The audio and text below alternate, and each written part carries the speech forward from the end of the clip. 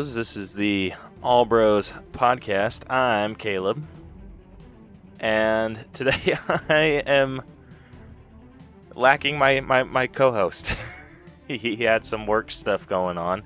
But don't fear, you don't have to listen to me talk to myself. Today I am joined by Jason from Shit Happens When You Party Naked. What's up, Jason? Whoop, whoop. Wu-Tang. What's up? What's up? I'm sorry Rose isn't going to be here. I love Rose. I love that. I always imagine the girl from Titanic. You know what I'm saying?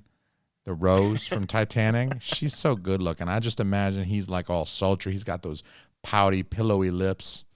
I just want to smooch him. It's too bad he's not here. I want to sexually harass him all episode, but he'll just have to listen in on this episode as I sexually harass him not here. I'm going to do it anyway.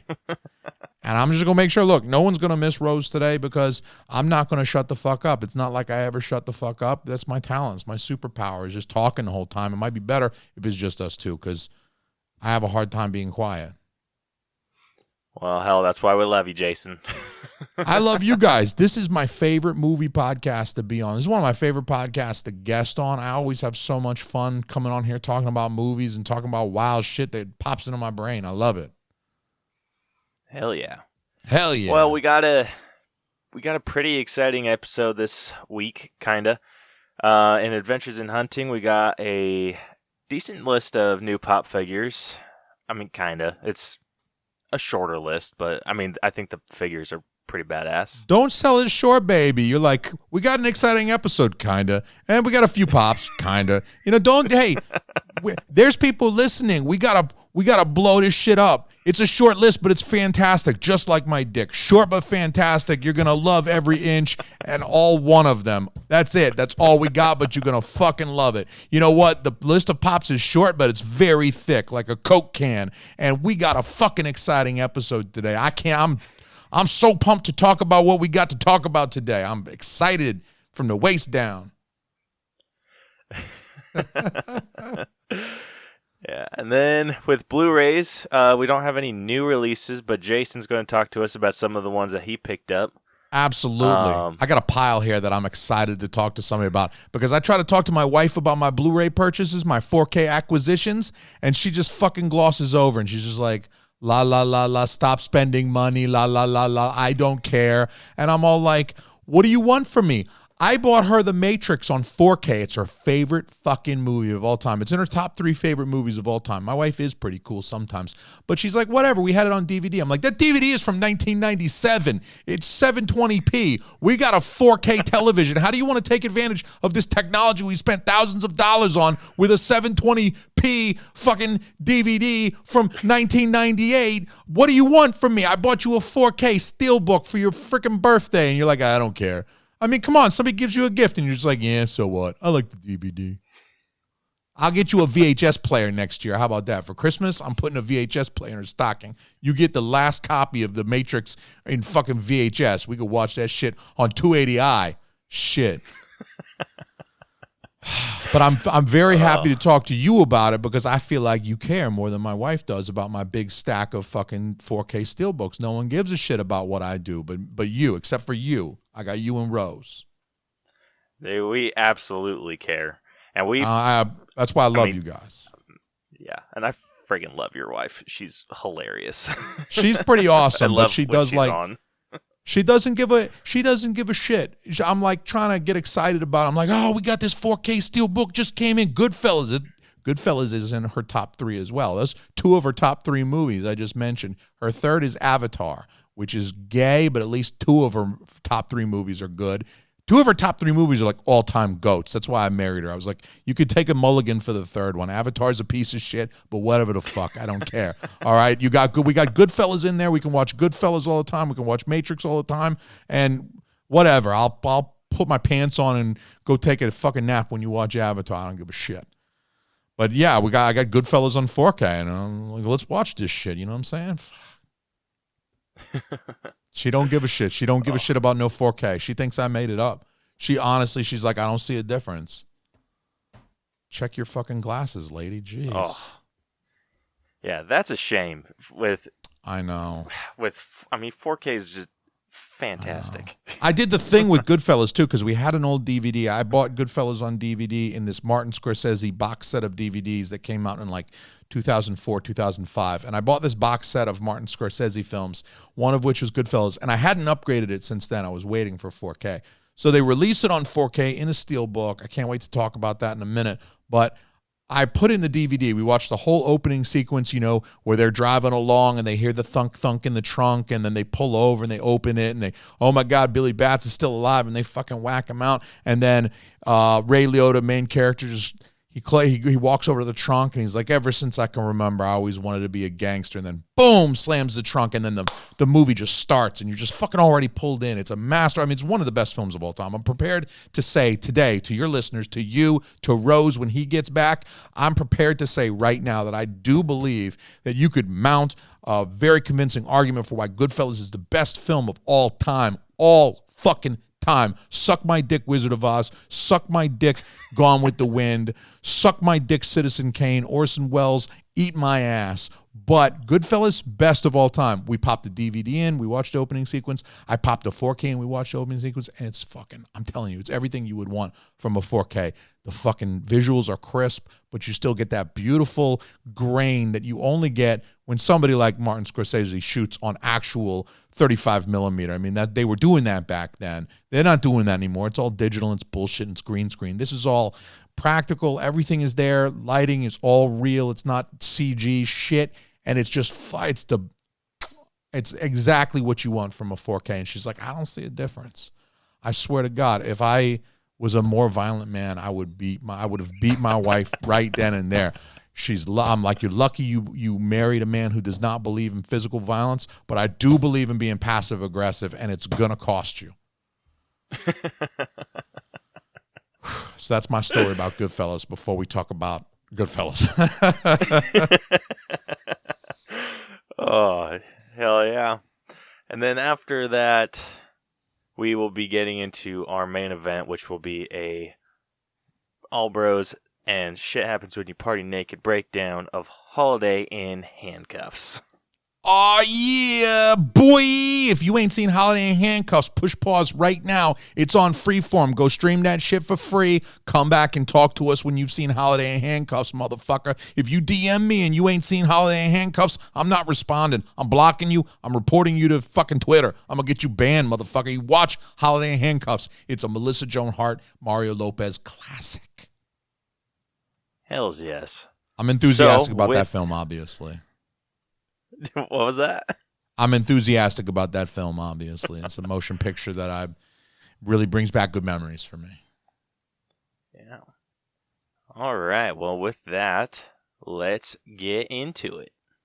Hell yeah. Every day, we're surrounded by media. Books, movies, art, music, games, apps, podcasts, etc., etc. With this constant bombardment, it's easy to miss great media gems in the chaos. But fret not, you've come to the right place, my friend. I'm Jason, and I love media. I invite you to check out the Mixed Media Forest podcast, the podcast where I trudge through the forests of media to find hidden gems for you, the listener. Every episode of Mixed Media Forest is chock full of fun, reviews, nostalgia, positivity, news, rants, stories, and recommendations about all things media. Again, that's the Mixed Media Forest podcast, created on Anchor Podcasting app and available everywhere fine podcasts can be found. Give it a listen. It's what all the cool kids are doing. I feel like I kind of got into it a little prematurely there just a minute ago. I feel like I was like, I'm ready to dive in. I got a Goodfellas rant that I didn't even know was inside me. Yeah, I'm excited to get into that a little bit more. Hell yeah. But first off, we got some new pop figures that we're going to talk about. Okay. So the first one, or the first new line that we're going to talk about, is some Golden Girls. Yeah, so I did not unfortunately, grow up watching Golden Girls. I didn't either. I didn't watch any Golden Girls. Time. Yeah, I mean, I was young when it was new. Like, I was young. Like, I was born in the 80s, and that shit was new in the 80s. I'm afraid I was too busy watching Transformers cartoons to give a fuck about a couple old broads. I didn't watch it. Yeah, well, this one... So these ones, and I'll show you here, are the Golden Girls in their bowling uniforms. Oh, okay. Yeah. So first up, we got Rose, and it looks like she's preparing to bowl. That's not how I imagine our Rose.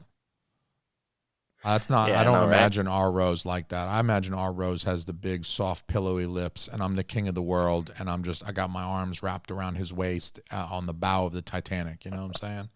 The wind rushing through our hair, and I can smell his sweet scent. Oh, if I was a better artist, that would be our episode art.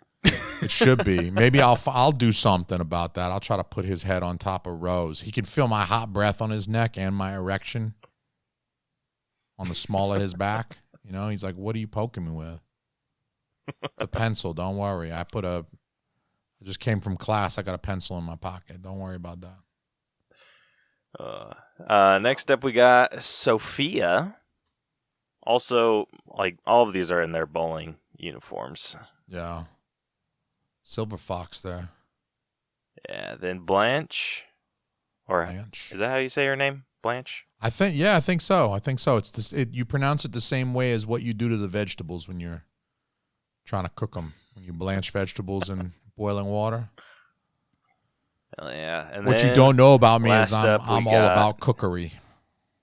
Oh, I recognize her. She actually looks like the actress. They actually made a pop that looks like the person. Yeah, so this one is of Dorothy. So all of them are wearing, like, kind of pink bowling shirts with black sleeves, except for Dorothy. She's wearing...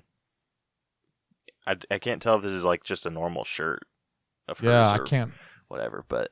Honestly, it looks like she works at Walmart. I love her the most. I do, too. I do. She's definitely the hottest one, too. I'm just saying. I mean, if you got to pick one of the Golden Girls to try and impregnate... Not that any of them, I think they're all kind of past that, but you know what I'm saying. She's the best looking one. She's the hottest one. Yeah. I have a thing for women that intimidate me, and she's one of those people that I feel would intimidate me in real life.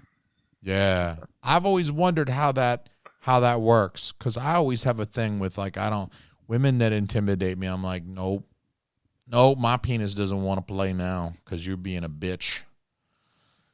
Intimidating women. Although I guess every woman I've ever married has been pretty intimidating, so maybe I do. Maybe I'm with you. Scare the shit out of me, at least. Hell yeah. It's freaking great. Like, I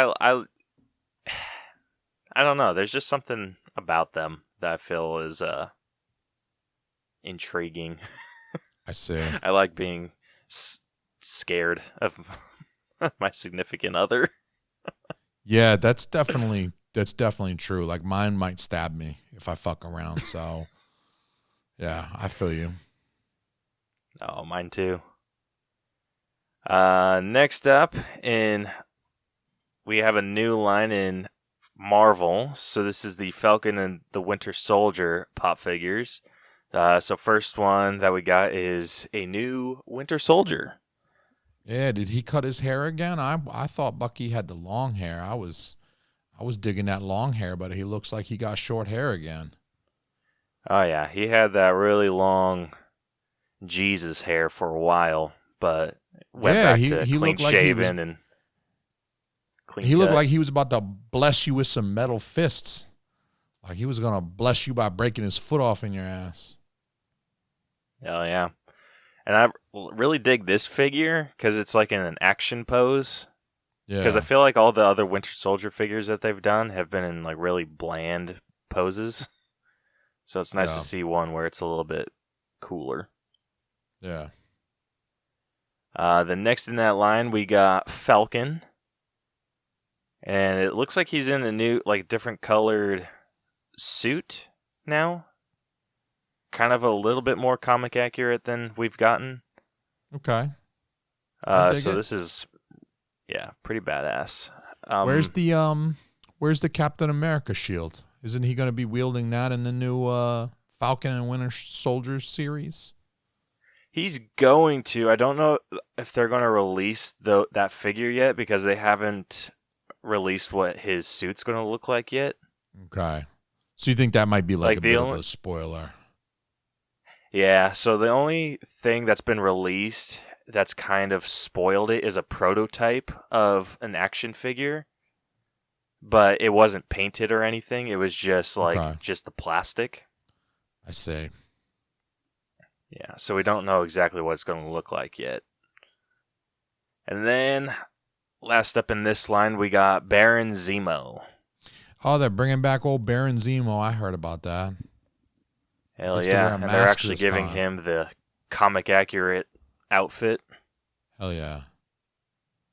Which, I think he's one of the more underrated Captain America villains, so I'm glad that they're bringing him back. I mean, he fucked up the Avengers. He couldn't fuck them up with like brute force the way Thanos could. Thanos could just like put up his dukes and just fuck up all the Avengers and stand toe to toe with Cap, Thor, and Iron Man at the same time. Baron Zemo could never stand up and produce that much physical force, but he got inside their heads. He was working in the shadows. He used subterfuge. He used an advanced knowledge of these tactics, and he knew that he could use the Winter Soldier against them and that he could divide and conquer. What he did is he drove a wedge in between the Avengers and he split them up, divide and conquer style. He used superior tactics, patience, and honestly, he fucked up the Avengers pretty much as bad as Thanos ever did. He just did it in a different way. So you got to respect him. Yeah. I think you're right. He's underrated because you got to respect his ability to like get inside people's heads and understand the relationships and then break them up, split them apart and shit like that. Hell yeah. I think Zemo is one of those villains that could easily be translated into a James Bond villain. Yeah, he was like a James Bond style villain. You want to talk about something that gives me erections? James Bond. Hell yeah, motherfucker. I love James Bond movies. Shit. Yeah. So those figures are going to be coming out shortly. Next up, we got a new collection of figures coming out. So this is Bruce Banner Avengers Shawarma Scene. Yeah. I was thinking this is an Amazon exclusive. They needed more shawarma pop figures. I was thinking that. Yeah, so this is the first of 6 that they're releasing. So they haven't announced the other ones yet or shown what those are going to look like, but I'm assuming they're all going to come from the scene. It's got to be Thor, Cap, Natasha, Clint, and Tony. It's got to be all of them when they were like eating the shawarma and they were still like the restaurant was falling apart, like the ceiling was falling in, and they were just sitting there kind of exhausted, like various levels of picking at the shawarma because they were just like almost too exhausted to eat, but then they needed to eat because they were fucking hungry, undoubtedly, from fighting all day and shit.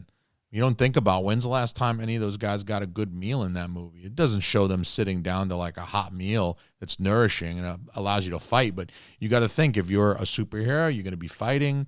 You need calories for that. That's like a very high energy activity, and these guys are athletic specimens, so it's not like they got a whole lot of extra fat to sustain them, especially Hulk. I would imagine that guy needs to eat near constantly. I'm surprised he's not constantly eating just because of how much calories must that take to be the Hulk. It's got to be, I mean, he's fucking like 12 feet tall and like 900 pounds. I mean, that's a fuck ton of calories that it requires to support. He's like 1% body fat, so it must require a fuck ton of calories to support that. Like entire Chinese buffets, like 4 or 5 times a day. Oh yeah, easily.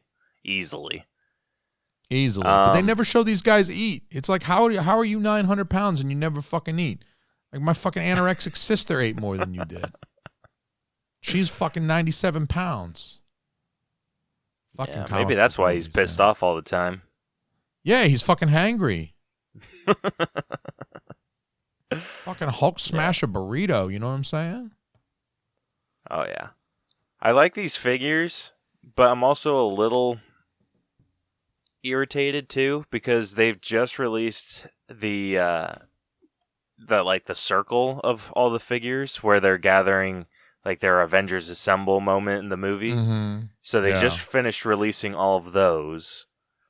And it's really cool. They you group them together, like they all connect, and then like in the middle is like a big Avengers symbol. Oh, that's pretty cool. Yeah, and then they started releasing these, and all of these are going to be Amazon as long as they keep with what they did for the Avengers Assemble moment. But this one's badass. Is there a chance they run out of ideas? Is there a chance they just run out of ideas for Funkos? Like, I feel like they might be scraping the bottom of the barrel a little bit when they, like, let's do a figure this month of Bruce Banner eating shawarma. Okay, let's do that. I mean, it feels like you're kind of getting sort of towards the bottom, right? Remember that scene where they were eating shawarma mid-credits, and if you left too early because you had to piss really bad, you missed it?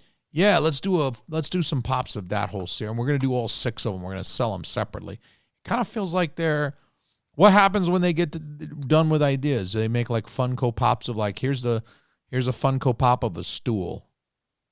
This is a Funko Pop of a toothpaste tube. You know, like, do they ever just run out of ideas, or do you think they just keep cranking them out somehow? I think they're scraping the bottom of the barrel with some of these. I think so too. This is definitely one that I wasn't expecting them to do. Like, I expected it more after they did the whole Avengers Assemble ones. I'm like, they're going to do shawarma eventually. But I think with the release of Black Widow and all of these other Marvel movies being put on hold for so long, it kind of screwed them up. Yeah. Like, I'm pretty sure we would have gotten this, like, further down the line. Yeah. But they've just kind of hit the gas because they have nothing else to release. So, I mean, it sucks because I think we would have gotten Black Widow for sure, and I think we would have started to get some Eternal figures. Yeah, we would have, because that movie was going to come out this fall, wasn't it? Shouldn't we have already seen that? If the world didn't get fucked up, Black Widow was going to come out in May, and then we were going to see the Eternals like October or November, right? That was going to come out in time to like, we would have seen that shit already. We would have gone to see that with our significant others over Thanksgiving Day weekend while we talk somebody into watching our kids. Yeah. Yeah. So it sucks because now we won't get Black Widow until, I want to say February. And then Eternals got pushed I think Eternals got pushed even further. Now, I think it's going to be Black Widow and then Shang-Chi and then Eternals. Damn. I mean, don't quote me on that, but I'm pretty sure that's the new order of operations now. Okay. Which sucks because I really want to see Eternals.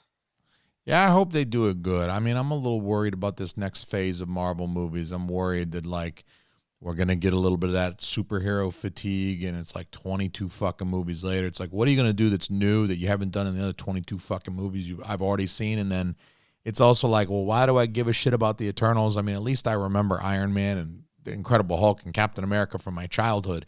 The Eternals are like some fuckers that Jack Kirby created in the late 70s when he was like way fucking high. He spent that whole decade getting fucked up. He creates these comic book characters that weren't exactly household names through the 80s and 90s, like Incredible Hulk and Captain America. You could say that shit to anybody. My mom never read a comic book in her fucking life, but she would know, even 20 years ago, she would know Captain America. Okay, yeah, I've heard of Captain America. Now fuck off, Jason. You know, go play with your Transformers or whatever.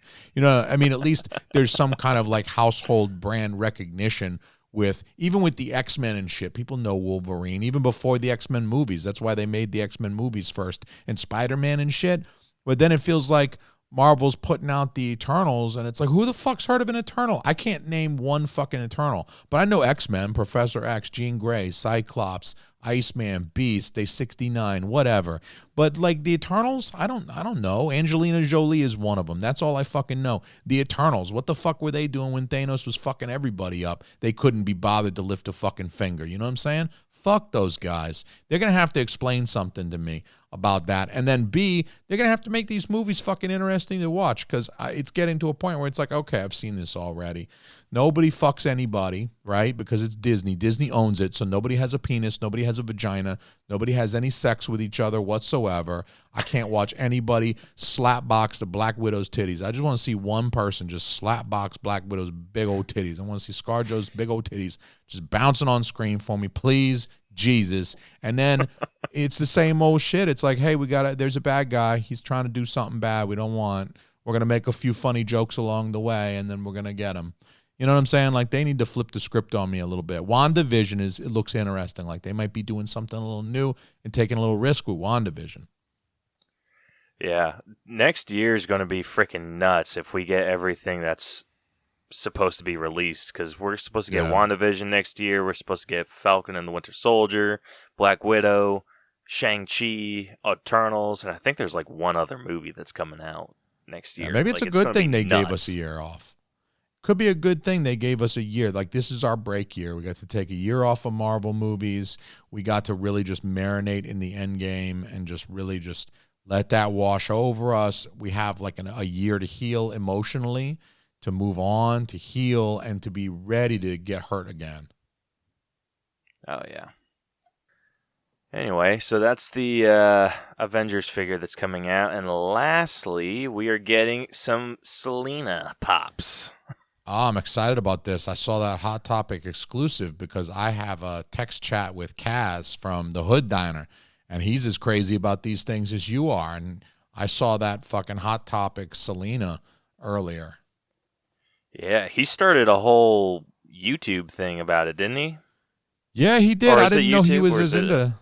It's a YouTube. Yeah, he started a YouTube channel so he could show off his pops, and it's like, I had no idea he was as into that as you. And the other guys, I mean, I didn't know. And then it was like, hey, by the way, subscribe to my YouTube channel, please.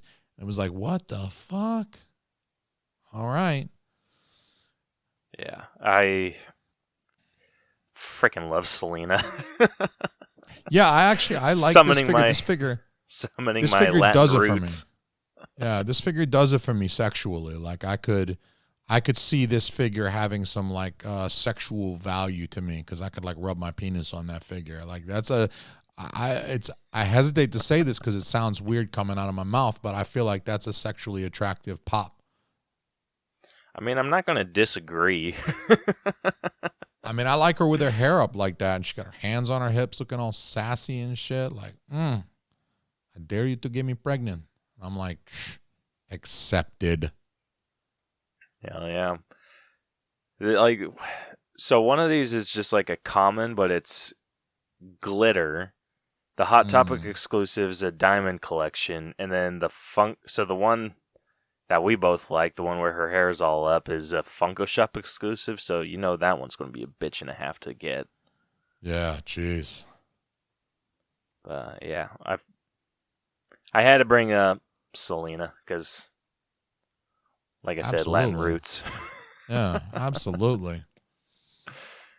Hell yeah. So that is all the pop figures that we got. So moving on, next up. So while we're talking about pops, are we still talking about pops? Because I got a question for you. Okay, I got a question about the pops, because I'm not a pop collector. I've never once bought a pop, and I've been aware of them for a long time, but it feels like the last, I don't know, maybe year or 2 years, they've really exploded in popularity. Like, I feel like, 5-6 years ago, it was more of a specialty thing. You could order them online, or you might find them in a comic book shop or some kind of specialty store. But I feel like within the last couple of years, even Walmart has pops. They have a big end cap that's just covered with pops. And that's like Walmart. I mean, everybody goes to Walmart. I feel like they're out there in the ether now, and in the everybody knows what a fucking pop is. Maybe not my mom, but everybody knows what a pop is. So I guess my question is, like, when you go into a Walmart or a Target, or even an FYE. I went to an FYE the other day. Not the other day. It was last month. It was in October. I went into an FYE because they had an out-of-print copy of Halloween 2 on in a steelbook. So they had the out-of-print steelbook of Halloween 2, which fetches like a $80 price online, and I walked in there and got it at retail for $20. So, but then I saw when I was there, FYE has this huge back wall. FYE had quite a selection of pops, but then Walmart has a bunch. I've seen them at Target. I mean, I've seen them lots of places. So it seems like there are a lot of pops that are just available at any old Walmart, like not hard to get at all. But then you have ones like that you were just mentioning. One of the Selenas is like a Hot Topic exclusive. The Avengers are Amazon exclusives. The other one is like a Funko shop exclusive, so you got to buy it direct from Funko.com or whatever. So it's like when you go into FYE or Walmart, what kind of pops are you seeing? Are these like the pops no one wants? Are these like the ones they made 1 billion of and they got like overflow, or what? Because they got a whole wall full of them. But then when I talk to you or Kaz, it's like these things are the holy grail and you got to get up and wait in line overnight. It's like Black Friday shopping, and you might have to like stab a lady in the kidney to steal it from her kid or something. I don't know. It's weird. So what's the story with the pops that you just, if I walked into FYE, is it just all garbage pops, or is it like there's some gems in there? So it just kind of depends. So like the exclusive ones that are like for a specific store, so FYE exclusives, Hot Topic exclusives, those ones you can only get at those stores. Any figures that don't have those stickers are commons, or they're called commons. Yeah. And those ones you can literally find anywhere. So the reason no that one you'll gives a see shit about those those is not really, not like because you can just get it too easy to collectors. get. Yeah, you're not going to go after some pop when it's like whatever. I saw it at a Walmart. Some kid pissed on it.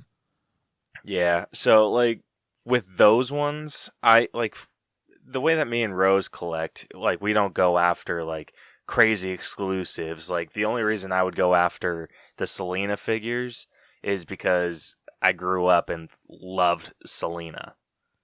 Yeah. And like I only collect Marvel figures. I have like a few others, like random ones that Rose was getting rid of, and he's just like, "You want them?" And I'm like, "Why not?" Yeah, it seemed like it seems like they release pop. The Funko releases too many pops for a single human being to try to collect them all. That seems like an overwhelming task that really is impossible unless you have tremendous resources to dedicate to a hobby such as that. It's really very difficult for like a normal human being with like a normal level of income to try to buy every pop. So you kind of have to figure out which ones you want. And I want to focus. It's like steelbooks. I mean, they release too many steelbooks. There are different companies. There are different exclusives. Like, you know, there are some that you can only get at Best Buy. Zabby has certain ones online that you have to get from them. So it's like if you tried to buy all of the steelbooks that were released in a given month, you'd wind up buying 20, 30 steelbooks, and at $30 a pop average. I mean,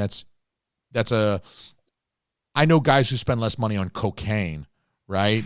I know serious cokeheads who spend less money on cocaine, and I just cannot overspend a cokehead on a steelbook habit of mine. So I'm with you. Like I want to collect steelbooks, but I also want to try to stick to movies that I like. I don't want to buy a steelbook for a movie that I've never seen before. I don't even know if I like the movie. That would be stupid to buy a $35 steelbook in 4K for a fucking movie I watched, and I'm like, that movie was fucking stupid. I wish I had my $35 back. So I'm with you. You got to like collect very judiciously. You can't collect them all, but it seems like you have to go a lot of different sources. You have to go like, I got to go to Hot Topic for the fucking Selena one, and you got to get there early. You got to like hunt for the thing, or do they sell them online? Can you do it from the comfort of your own home, or you got to get there at the mall like super early?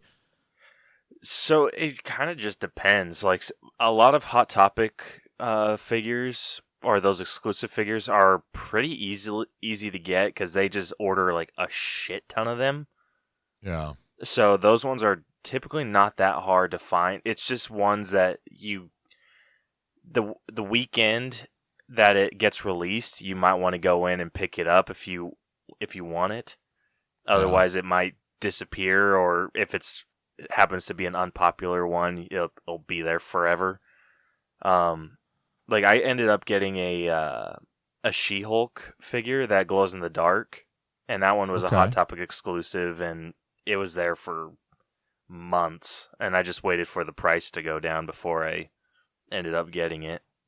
What does a pop retail for? Are they all the same price, or do they charge more for some of these exclusives because they know they can, or what do you pay for like your average pop? So at Walmart, I think they're like $8. Like the commons are $8. And it just depends on the size. I think maybe the exclusive ones are maybe 10. And then like they have like different sizes. So like the normal, like if you're going to Walmart getting a normal sized figure that's a Walmart exclusive, you're probably paying 10. If you're getting one that's like a little bit bigger or a lot bigger, you're going to be paying a little bit more. Okay. All right. I would expect to pay more for one of the big ones. Yeah, like the big ones, like the freaking giant ones, are retail are about $30. And then there's got to be a tremendous resale market for these. I mean, there's got to be people who are putting these things up on eBay if they got a second one, or they're flipping them, because Kaz talks a lot about sometimes he'll pick up a second one in case he wants to flip it down the line or whatever. Sometimes he'll pick up ones that he's not crazy about, but he thinks it might be valuable later, and he'll flip it. And, I've actually learned a lot about pops just from him kind of expressing his enthusiasm about them. And I'm always like, Kaz, don't bust my balls about the Steelbook talk, because I listen to you talk about pops a lot, motherfucker. So you got to listen to me talk about Steelbooks for a minute. But I feel like there's a lot of like flippage that can happen with these things, where somebody might buy it for $10 or $15, and then a year later, when it's hard to find, now they're putting it up on eBay and they're trying to get $80 or $100 or whatever. Is that the case, or is that? Sometimes, yeah. There's a lot of people that will. Rose calls them scalpers. Scalpers. That's exactly what they are. Those motherfuckers. Yeah, so those people freaking suck. Like they're pieces of absolute shit. Worst. Yeah, there's a special place in hell for those fuckers. Oh yeah. They do that with Steelbooks. Steelbooks are the same way. The Steelbook is. Yeah. I'm actually talking to you about the pops. It's remarkable how similar our hobbies are, because the Steelbooks vary in terms of the difficulty to find. Sometimes Best Buy will make so many of these fucking things that they'll be selling them a year later at a discount. And then sometimes it's like, if you didn't pre-order, guess who's shit out of luck? You're not getting one. Like, it was crazy because the Captain Marvels, they were like trying to sell the Captain Marvel 4K Steelbooks for like $10, like 9 months later after the Steelbook came out. But Avengers Endgame, if you didn't buy that, I got that. I pre-ordered it, of course, but then I picked it up like the day it was released, and they didn't have none, and they never got any more. It was like, if you didn't get fucking Endgame when you got Endgame, when it came out, sorry, Charlie, you fucking go online. Maybe you can find it for $100 on eBay or some shit, but you were shit out of luck. And that's kind of nuts, because it's a little annoying. I mean, I kind of feel like they should be at least available long enough to actually fucking purchase one. It doesn't make sense that you got to pre-order. They make you jump through all the hoops. I don't appreciate that. But also, it's also kind of cool to be like, fuck you, I got one. You know, there's something satisfying in that. Yeah, Rose gets pretty lucky when I think he ended up getting Endgame on 4K. Nice, hell yeah. So, but Rose also makes questionable decisions. Like, he just sent me a picture, I want to say last week, and he bought of his balls, that piece of shit Fantastic Four movie that came out, what? or the newest one. Yeah. Ugh. Yeah, I tried to watch that on TV. Third time he's bought it. Why would he do that? Does he do drugs? Rose makes bad decisions. Oh, shit, clearly. That's terrible. Yeah, I'm just like, dude, what in the hell are you doing? And he's just like, I couldn't pass it up. It was like $10. And I'm like, you just wasted your $10 on a shitty movie. Yeah, pass that shit up, dude. $10 will get you a couple McDoubles. I'm just saying. $10. Take that $10 to McDonald's. Fuck up a McFlurry. You know what I'm saying? It's gonna be way better than that Fantastic Four movie. Your heart disease is gonna be way better. Hell yeah! Like I could have thank been you a for little letting bit me more ask those forgiving. burning. Yeah. Yeah, if it was like the Jessica Alba Fantastic Four movies, but yeah, these new ones were shit. Yeah, that new one was a piece of shit. Piece of shit. Terrible. Yeah. Anyway. Yeah, well, I appreciate you. I appreciate being able to pick your brain about the pops because I had questions about it that I hadn't been able to ask yet. So, hell yeah. Yeah. The hobby, like, Rose just got caught in the middle. He's between a rock and a hard place, being a pop collector and a Steelbook 4K collector. That's tough. That's like Sophie's Choice right there. It's like which of my babies do I want to give up and which of my babies do I want to keep? You know what I'm saying? That's terrible. Yeah. He's been kind of holding back on his pop figure purchases because he's feel like I think we brought it up earlier. It's the market for Funko. It's just been like exclusives don't mean what they used to way back when pop figures were new. Yeah. And so like an exclusive, it's just kind of like, oh, it's just a difficulty to get it. So he's been kind of like going through his collection, kind of getting rid of stuff he doesn't really want. Yeah. And just kind of moving solely to 4K. Good for him. Good for him. He can meet me over there in the 4K land. Hell yeah. And then he sends me the digital codes to use because I'm a cheap ass. Nice. That's nice of him. That's one thing I like about the Steelbooks is because they do, you get the 4K disc so that when you're at home and you got your 4K player and you got your 4K television and your sound set up and everything, you can enjoy the 4K as God intended. But you also get a code. So like if you're on an airplane or you're traveling or whatever, you got your iPad or your laptop, you can bust them out. And, you've got an app on your iPad. The iPad makes it super easy because then, you have your app that like Vudu or whatever, wherever you redeem your movies. And then you can just easily pop it open and you've got your whole library at home. Your whole 4K library is available on your like tablet or whatever. And you can watch it on the go. You can watch it like, everybody's passed out in the hotel room or whatever, and you're like enjoying a few quiet minutes. You can watch your movie in bed. I love that shit too. That's a major, to me, that's like one of the huge appeals of buying these is that you also get a digital copy that you can then watch at your leisure wherever you travel. You can make it available to other family members who maybe aren't nearby that they can go in and watch your Vudu collection of films and stuff like that. Like I'll be telling my family like, hey, I just uploaded Jaws in 4K to my Vudu collection and y'all can go watch it if you want to. So it's like I'm constantly providing them with entertainment as well. And so they can avail themselves of my selections too, which I like. Oh, yeah. I think last time I checked, I had 200-something movies on my Nice. My Vudu app. I have a shit ton yeah. of movies. I think you owe Rose a couple of BJs for that. I'm just saying, you ought to at least jerk them off for all them codes, man. I'm saying. Just reach around. Yeah, just give him a little, then, that's a good way to say thank you, my brother. Hell yeah. All right, well. Hell yeah. Let's see what was next. Because we've been talking about Blu-rays for a while. You want to talk about any of the ones that you picked up? Yeah, I mean, I feel like we're already talking about it, so I might as well mention a few. The last couple of months have been pretty good. I have picked up a few kind of new ones that were just released. I showed you the Ghost in the Shell one. This is that 19... the anime? This is the anime. This is the original. So the Ghost in the Shell has had a few different versions. There was of course the original anime film that was released in like 95, I think. And that was the original. They've made a few other anime. They did they did some other anime, maybe some sequels to this or whatever. And then Scarlett Johansson did a live action version that was a live action remake of this. And I didn't think Scarlett Johansson's version was half bad. She caught a lot of shit for not being Asian and for playing a Japanese character.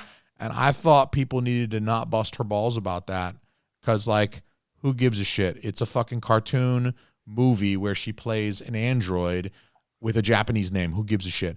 But it's like the whitewashing thing is super popular, and SJWs just want to get all pissed off about that whole whitewashing thing. I think, fuck off. I didn't think the Scarlett Johansson version was half bad. I haven't seen the anime version since the 90s. I literally haven't watched this since the year ended with 9 and then something. I don't remember if it was 98 or whatever, but I haven't watched this movie since the 90s, but they released a beautiful, I mean, this fucking 4K, it's got like a slip cover on it, so you can see, like, you slip it off and you can see, like, the robot, like, what her face looked like, the Terminator, you know what I mean, when he, like, loses his skin and you can see the Terminator underneath. It's like she looks human. It's cyberpunk, which I think is a fucking fascinating genre. We're talking about cyberpunk, Blade Runner, I think Blade Runner 2049. These are examples of, like, very popular, very well-known cyberpunk genre of films. Ghost in the Shell falls into that, which I always love the aesthetics. I love the retro aesthetics of the cyberpunk genre. And I like that they can weave in some noirish filmmaking, like a visual style. Especially, you see that especially in like the Blade Runner films. But Ghost in the Shell, I'm excited because my wife was like, hey, I've never really seen any anime. Show me some anime? Because she knows I like it okay. I don't really like anime that much, okay? Look, I'm a cisgendered, heteronormative white male, all right? I don't like anime that much, okay? But a little bit of tentacle porn is just a thing you need late at night when you're having trouble sleeping. You know, get one out and then get to sleep. A little tentacle porn is good for you. And then there's a few classics, such as Ghost in the Shell. I do own a few anime films. Ghost in the Shell is one of them. And some of the Studio Ghibli. So I did actually finally sit her down. I should have brought those steelbooks over to show you because they've been releasing the Studio Ghibli in steelbook on Blu-ray. They just started in October releasing them, and I've bought a few of them. And I made her sit down and watch. Spirited Away was her very first anime she'd never seen. I figured that'd ease her in. I don't want to start her with Ninja Scroll where people are getting cut in half and sucking on titties and eating pussy and shit. I wanted to start her off like, let me start you off with something that's pretty close to Disney. It's very heartwarming. Nobody is cut in half. Nobody sucks on any pussy. Nobody slaps any titties. But then we can move. It's like sushi. Do you eat sushi? Oh, yeah. I freaking love sushi. When you first started eating sushi, what was your very first roll? Do you remember what the first one you had was? It was either a tuna roll or a salmon roll. Okay.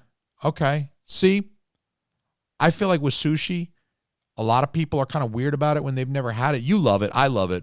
You and I have no problem eating sushi these days. But I feel like the first time you sit down to sushi, it's sort of like, I don't know what to expect. I don't know what I'm in for. Is this going to be weird? Is this going to be gross? Am I going to get sick? There's all this shit going through people's mind. So you start them off easy. Here's a little tuna roll. Here's a little California roll. Look, this one's all cooked. It's got a little avocado, a little cooked crab. You got nothing to worry about. And then they eat it, and they're like, oh, this is pretty good. And then they get more adventurous. And now you fast forward a year later, and they're eating raw abalone asshole.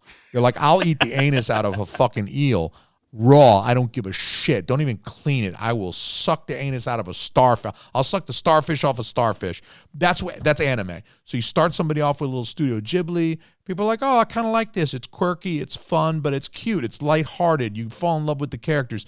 Then fast forward a year and you're butt naked. You're pouring hot wax on your genitals while you're watching Ninja Scroll on a picture-in-picture while also watching La Blue Girl while some poor high school chick is getting fucked by 8 different tentacle dicks coming off of one dude. It's fucking amazing.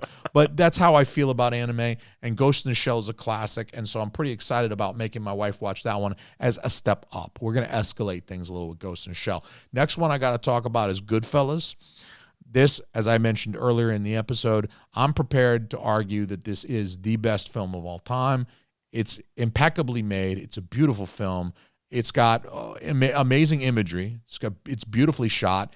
The imagery evolves over the course of the film, as well as the other aesthetics like the music. It's a movie that starts one way, and the actual filmmaking style evolves as the movie goes. It's not just a storyline arc where kind of the cinematography remains the same and the musical style remains the same. The score remains the same over the course of the film.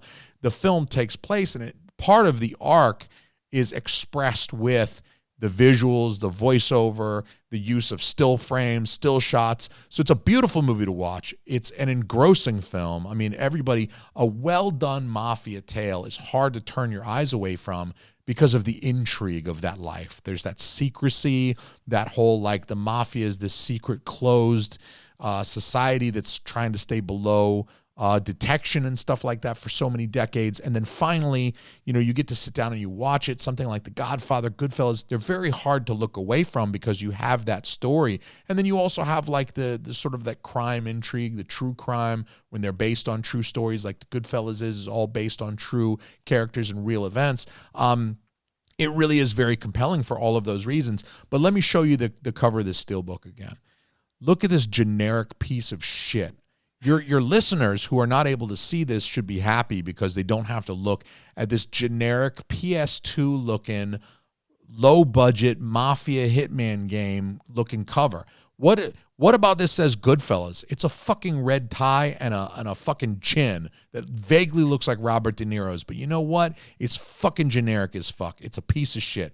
Guess what's on the back? Hey, more generic bullshit. It's a mafia movie. So at some point in the movie, somebody drinks an alcoholic beverage, and it's a mafia movie. So at some point in the film, someone shoots a gun. Neither of these images on the front nor the back scream Goodfellas. It's generic mob shit. This could be on the back of any crime movie. This doesn't say Goodfellas. This just says, somebody gets shot and some characters drink some alcohol in the movie. What other fucking movie could that be? I don't know. Any of 1,000 motherfucking gangster crime mafia films.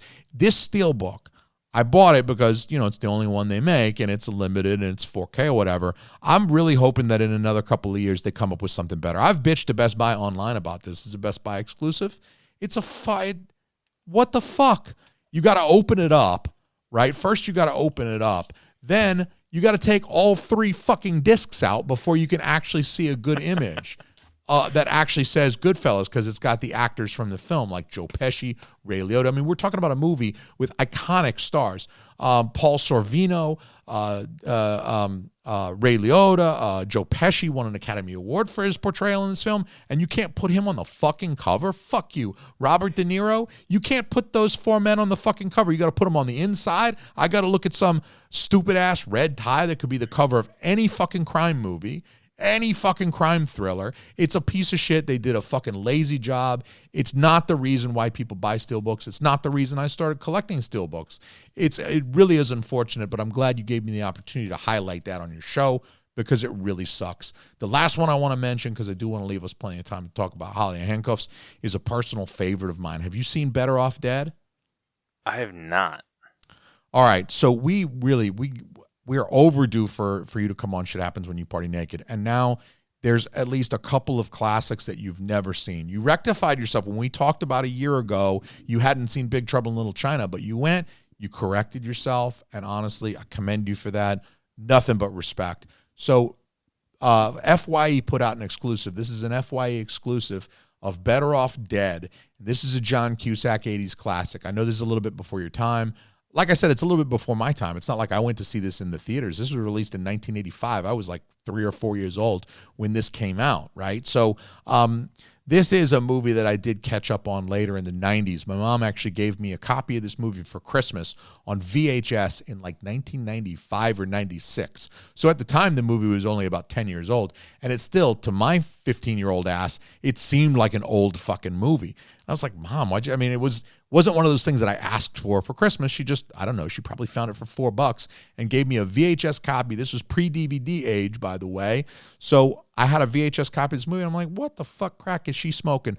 But I watched this movie as a 15-year-old. I watched it with my 2 younger brothers, and in fact, I thought it was an incredible film. It was funny. It's super quirky. We're talking about a guy who, like, he imagines stuff a lot. He has these, like, sort of mental sort of like daydreams or whatever. We're talking about a hamburger patty that comes to life, starts wailing on a guitar and rocking out to like 80s classic. I think it was, I think it might have been Van Halen. There was like a Van Halen song that a fucking, you use stop motion animation because they didn't have CG back then, which makes it look even cheesier. And this hamburger patty comes to life and starts like jamming out on a miniature guitar. It's a really quirky movie. It's really quirky, but it's a fantastic film, and they did a really great job with the cover art of this steelbook. I was very excited to pick that one up because it's a movie that actually means a lot to me because, like I said, my mom got it for me on a lark, and I wound up watching it and fucking loving it, and I've loved it ever since. I've bought it. This is a third copy of the movie that I've owned. I bought it when they brought it over to DVD. Of course, I owned VHS thanks to Mom, Grand Jan. I owned it on VHS. Then I bought it on DVD in the early 2000s. And then this came out late this year, FYE exclusive. So you guys, I think you can still pick it up at FYE. Better Off Dead, incredible film. And so this is the third time I bought this fucking movie, but I can't wait to watch. My wife hasn't seen it either. So I tell you what, I'm going to make my wife watch it.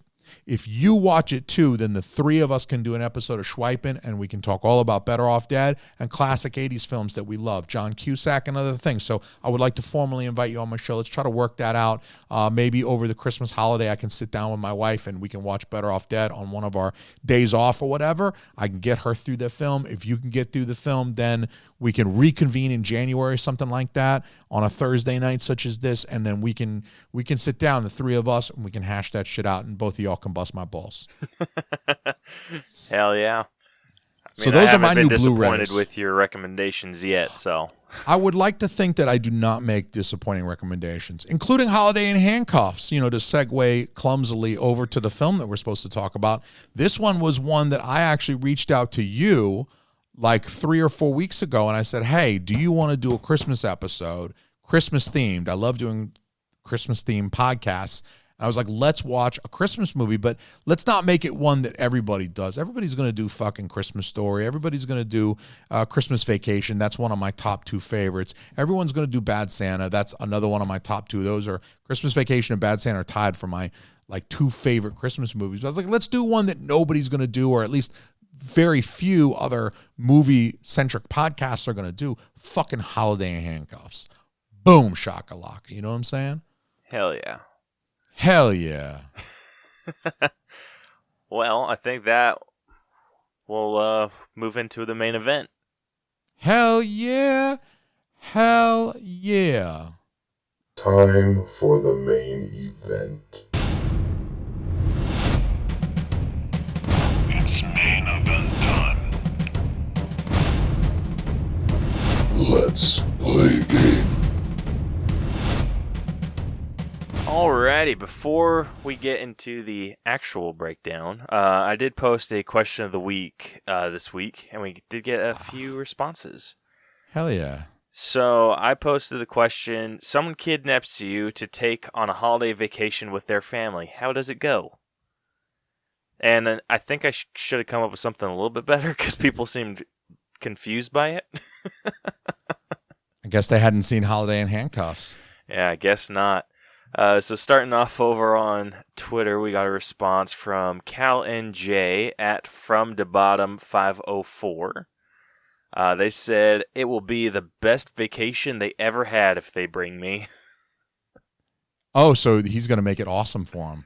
That's kind of what happens actually in this movie. That's sort of what happens towards the end of Holiday in Handcuffs, right? I mean, he decides to kind of commit to the charade. You know, the Mario Lopez character decides to kind of commit to the charade, and he's like, why the fuck not? I'm going to show her a really great holiday, so it'll hurt her that much more when the whole thing, when they realize it's a fugazi and I never talk to you again. You know, it's kind of like a cruel act of revenge, but he sort of leans into it. He's like, well, why don't I show this bitch a good time, this crazy bitch? Yeah, that's exactly what I thought. I'm like, well, yeah. Next up, we got a response from What Were They Thinking at WWTT Podcast. They just asked if we were Sabrina fans, and I told him I absolutely am a Sabrina fan. Hell yeah, Teenage Witch, man. Yeah, that's where I developed my crush for Melissa Joan Hart. So it wasn't watching Clarissa Explains It All? That show was before your time, too. That show was 91 to 94, something like that. It was a few years in the early 90s, grunge days, Nirvana. Kurt Cobain was still alive, for Christ's sake. So that was That was like an early 90s thing. Even I was too young to really kind of get into Clarissa Explains It All, but I do remember during those years being into Nickelodeon and seeing her on TV a lot. I didn't really know what the show was about, but honestly, looking back, I kind of wish I'd watched it. I should have watched that shit when I was young enough to get away with it. Yeah, I was a bit sheltered growing up, so I wasn't allowed to watch a whole lot of TV. Like, I think I've said it multiple times. I wasn't allowed to watch SpongeBob when I was growing up. And yeah, that's crazy. Yeah, so Sabrina the Teenage Witch was actually one of the shows I was able to get away with watching. I see. Even though it was all about witchcraft? Yeah. So I don't know what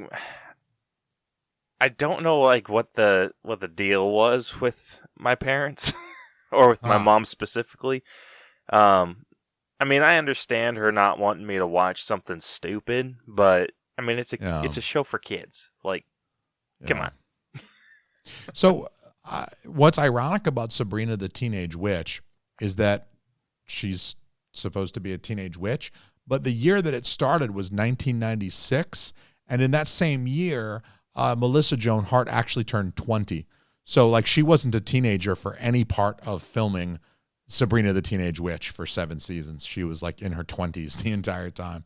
So she wasn't a teenage witch at all. She just played one on TV. Damn.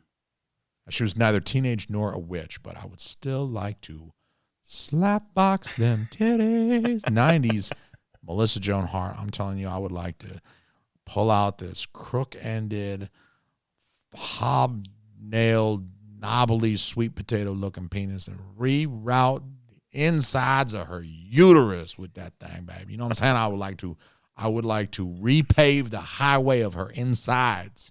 Know what I'm saying? Dude, freaking get I had a time train.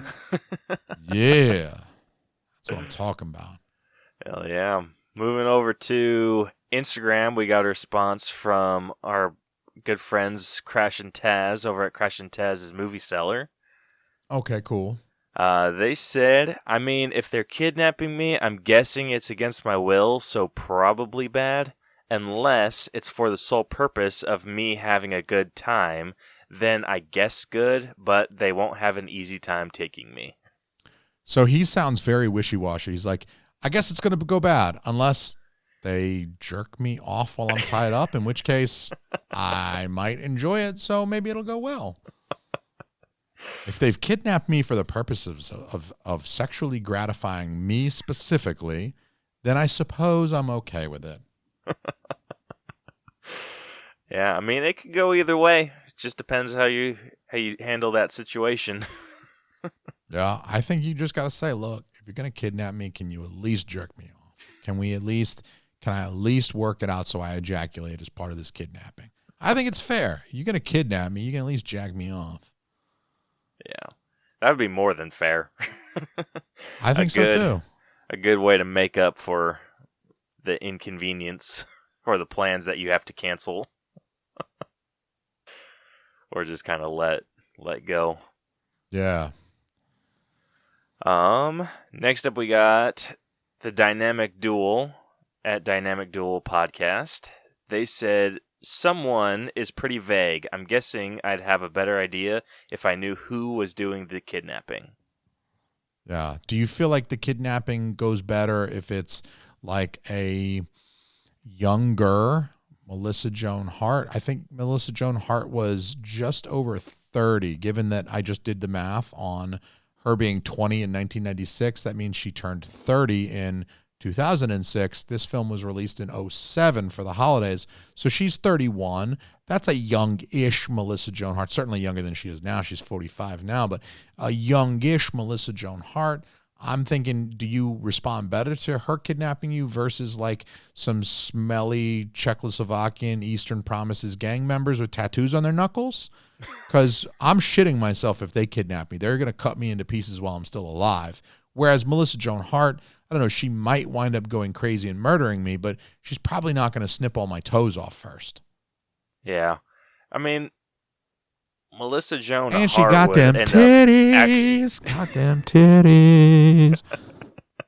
I think, which is a little distracting. As long as Melissa Joan Hart isn't handling an old musket, I think I'd be fine with Melissa Joan Hart at any age.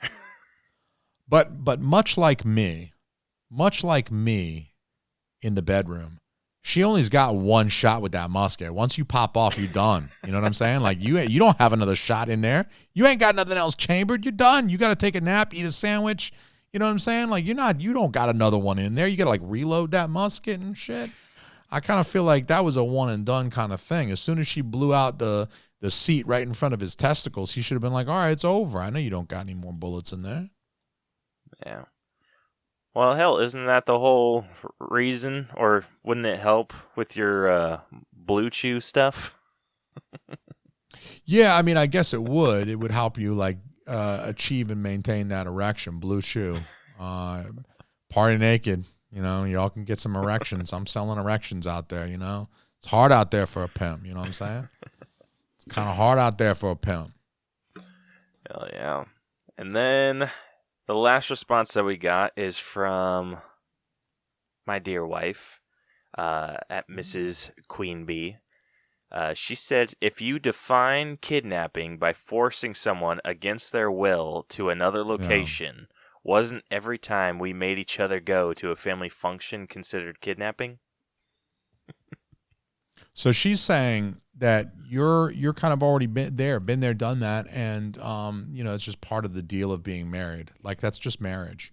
I think that she's probably right about that. Actually, I think there's maybe even something sage-like about her words, her sentiment, because you know, a lot of what happens in human relationships, particularly long-term ones like marriages, you know, you're navigating this relationship that does involve back and forth. You know, you scratch my back, I scratch yours kind of deal, where it's like I may not be perfectly thrilled about every single thing my wife might want me to do, but we work with each other. She might not be thrilled. Like if she comes down and sees this fucking stack, this mean stack of steel books, she's going to be like, fuck you. But she also understands that, you know, she's got to look, hey, he buys a steelbook now and again. I got to pretend to be happy for him. I'll watch the movie with him. And, you know, it's kind of one of those things where, you know, maybe she did kidnap you to take you to meet her parents the first time or go to the family reunion or something like that. But the same thing happens when it's like, well, now we're going to go visit my family in Atlanta. Am I kidnapping my wife and daughter for 2 weeks in late December because we're going to drive down to Atlanta and go visit my family? I don't know. Maybe it could be. I mean, I kind of do think it has to be against your will for it to be kidnapping. If it's willful, then you're just going on a little trip together. So it's got to be forcible. It has to be at gunpoint or at knife point or like some kind of coercion. You really got to lean into the person like, I'm going to fire you and I'm going to ruin your whole life if you don't fucking get in the car right now. Lock them in the trunk for bonus points, you know. I think what I would try to do, though, to answer our own question, what I would try to do if I'm getting kidnapped, it's against my will, but I think if they're successful in kidnapping me, I mean, if they do manage to like drug me or like point a gun at my head and they do manage to get me kidnapped, we get past that whole initial resistance part. I think I'm going to do what Mario Lopez eventually did in this film, which is to say, I'm just going to try to roll with it. Like you're in a bad situation. It's not a situation that you want to be in, but presumably they're kidnapping you instead of just outright like murdering you in the back of their car. So theoretically, there will be an end to the kidnapping. They will eventually release you. And as long as they're not like viciously sodomizing you and like you don't wake up chained to a radiator with like a saw and you got to like saw your way out, like saw yourself apart, and they're not like sodomizing you with like broken glass in your anus or something. Like as long as they're not like physically disfiguring your genitalia and cutting your nipples off and feeding them to you and just doing in general like really violent shit. If it's just like, hey, don't leave or I'll blow your fucking head off, but as long as you're here, let's drink some eggnog with whiskey, hold the eggnog. Okay, we're gonna have as much fun as we can have this Christmas. It may not be my ideal Christmas, what I had planned, but look, let's have fun with it. And as long as you're feeding me drugs and alcohol, I'll try to make the best of it. Yeah. And I think that's going to be I'm going to try to have fun and I'm going to try to show them a good time and I'm going to try to party hard with them so they'll let me go. I'll be like, hey, I'm on your side now. Let's go kidnap somebody else. Let's keep this kidnapping thing going. And then, you know, try to escape or shoot them in the back of the head when I get a chance. You know, like break their neck like an Arnold Schwarzenegger movie where the guy's just standing there and then you just see Arnold's hand just like, and the guy's neck is just broken and he flops like a rag doll. I would try to do that shit. I'd try to pull that Arnold shit off and be like, get to the chopper. I'd try to say something like Arnold afterward, like, it's not a tumor. I am the party pooper. Something like that after breaking his neck. Yeah, in situations like that, you just kind of got to make the best of the situations you're put into. Yeah. So. Word, for sure. Yeah. So, thank you, everyone that answered our question of the week. We really appreciate hearing from you guys. We do. We love hearing from you guys. Yeah. So, with that, we can get into the actual breakdown of Holiday in Handcuffs. Hell yeah. Yeah, so if you are new to our breakdown system, we have split movies into 8 different categories that we individually grade to come to a final all bros and shit happens when you party naked letter grade. Hell yeah. Yeah, so the 8 categories that we score are story, writing, acting, character development, effects, music, costumes, and then at the end we give it our own personal grade, and then that gives us all the information that we need to come to our final score. So, unfortunately, with Rose not being here, he is not able to read off the synopsis. So, it's going to be reading with Caleb time. Nice. Okay. Cool. Yeah. So, if you've not seen this movie, go check it out. It's on Freeform. Do it. And I'm about to spoil the entire damn movie for you, so... Yeah, so push pause. You guys know, if you're an All Bros listener, you know we're going to talk about movies in depth. This is not a spoiler-free show.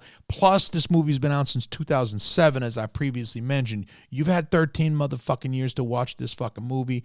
Go do it right now. Push pause, go watch it, come back, listen to us, or forever hold your peace, motherfucker.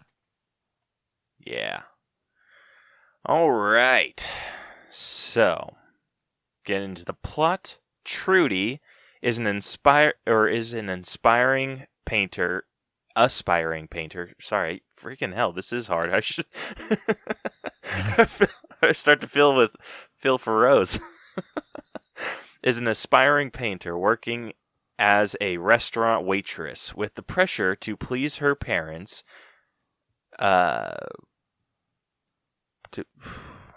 Geez, these parentheses are in weird places. With the pressure to please her parents, she misses a job interview and gets dumped by her boyfriend just before Christmas, and she has a nervous breakdown. Stressed about going home for the holidays without a boyfriend, she kidnaps David Martin, a random customer at the restaurant in which she works, and introduces him to her parents as her boyfriend, Nick. Trudy's family is vacationing at a very isolated log cabin miles away from anyone else, so David is unable to escape, although he makes several attempts. He finally decides to play along until the police come, but he ultimately falls in love with Trudy and understands the family pressure that made her feel forced to kidnap him in the first place. During Christmas dinner, the holiday comes to an abrupt end when Trudy's parents begin to fight. Her brother Jake announces that he is gay, and her sister Katie says that she has quit law school and bought a Pilates studio with her parents' tuition money. Yo, by the way, that Pilates instructor sister is fucking smoking too. I'm like, hey, start your fucking yoga studio, girl. I want to see that. I would attend her yoga studio just to see her in them yoga pants because shit. Oh, son, girl looking good. God damn. Yeah, when she was doing her stretches, I was just like, oh, shit.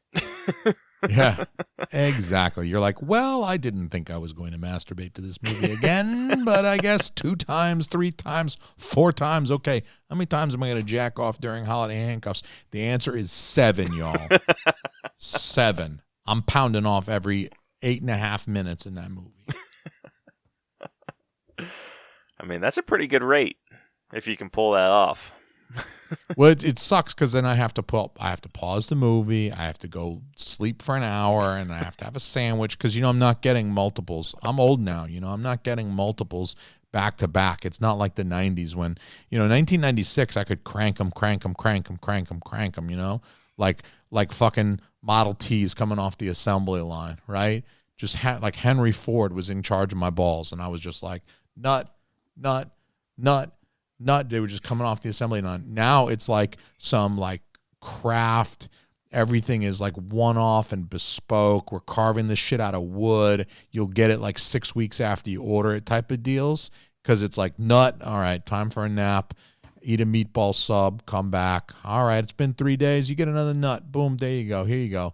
You know, it's not the way it used to be. So it did take me a while to get to this movie, masturbating as frequently as I did. But, you know, I mean, what can I say? It's a good movie. Yeah, I'm like half-hour break, and I need to finish a Gatorade. Then I'm good to go. Oh, you still on that time? Shit, son. You young and virile. Forgot about that. You're still making more babies. I like it. Yeah. All right. Let's see. Where was I? Oh, the police then arrive and arrest the family during Christmas dinner, revealing that David Martin is not actually Trudy's boyfriend. Before he was kidnapped, David had a successful job and a beautiful, rich girlfriend. However, during his time with Trudy and her family, he realizes his life has developed into something he did not intend. After the family is released, except Grandma Dolores because she tried resisting arrest, when David decides not to press charges, Trudy does not see or hear from David for a few months, but sees his engagement announcement in the newspaper. Trudy is invited to show her art at a local gallery and is stunned to see one of her pieces is being sold during the show. As she is leaving the show, she is kidnapped and taken to a nearby building. Her kidnapper turns out to be David. He tells her he bought this building and is making it into an architecture art studio. He decided to turn his life around and do something he really loves, owning his own architecture business. His business also includes an art studio, and his first art piece is Trudy's painting, which he purchased. David admits his love for Trudy, and Trudy admits her feelings towards him as well. They share a kiss as the credits start to roll. It's a beautiful story. I don't know who's not a sucker for a love story. You know, everybody loves a good romantic comedy. It doesn't have a tragic ending. I don't need to watch fucking Old Rose recount how Leonardo DiCaprio's character's corpse sunk to the bottom of the frigid Atlantic Ocean. I mean, fuck all that. Who wants to end a movie like a bummer? I want a romantic comedy where I can laugh and then I can feel good about everything at the end. You know what I mean? Yeah. That's the beauty of it. I think that's the charm of a lot of these Hallmark movies. Like, they're just, like, feel good. Like, you know. Yeah. Like, you can honestly just, like, look at the title of the movie and kind of know how everything's going to play out. And so with Christmas, that's kind of all you want. Yeah, no, what you said is perfect. You just took the words right out of my mouth, because I feel like I made a list. Part of my 2 pages of notes that I told you about, I made a list of what you can love about this movie. I made a list of just things. Because people who are listening to this who maybe didn't take our advice and watch the movie, who need to be sold a little bit, I have this huge list of things that you're going to love, or that if you have seen the movie that maybe you do love and you're going to agree with me about this movie. But one of the things I love, it's actually the first thing on my list, is that this is a made-for-TV movie. This movie was released in 2007. It did not go to the theaters. This did not go straight to DVD. It went straight to ABC Family. It premiered, and keep that in mind, people, as you listen to the words I'm about to say. This movie premiered on ABC Family, of all places, because we're going to talk about some of the adult humor in this movie in a second. It premiered on ABC Family in 2007, and it is the most watched ABC movie, ABC Family, direct-to-TV movie, right? It was the most watched one. It was gangbusters successful. People loved this movie. It got like millions of views in its first premiere or whatever, and it performed really, really well for made-for-TV movie. But what you were just saying, it's a Christmas movie. Christmas movies are the best genre for a made-to-TV movie. You don't want to see a made-for-TV superhero film. You don't want to see a made-for-TV action movie. But a Christmas movie is perfect, because you don't need the kind of special effects budget. You don't need crazy, on location filming in Czechoslovakia and China and Africa and Antarctica. You've got what you need. they can be set in a small town. I mean, this one, 90% of the movie happens in one little cabin and right outside the cabin. So in terms of like logistics of filmmaking, it's easy to do. You can do it on a shoestring budget. You don't need A-list actors. I mean, Mario Lopez and Melissa Joan Hart are amazing, but they're not A-list actors and never have been, but they're charismatic and we love them. That's one thing to love about this movie, is that it's the perfect type of movie for a made-to-TV film, and it works. I mean, this movie is stupid, but it works. I mean, the story is ridiculous. Everything that you just said about the synopsis is just, how on earth does that happen? None of this happens. As long as you can suspend your disbelief, it's a fun movie with some pretty charming actors that play these kind of quirky, if not a little sort of stereotypical. I saw it coming, but it's like a Christmas classic. You've seen all your favorite Christmas movies, but you watch them every year. You know what's going to happen. You've seen it 20 times.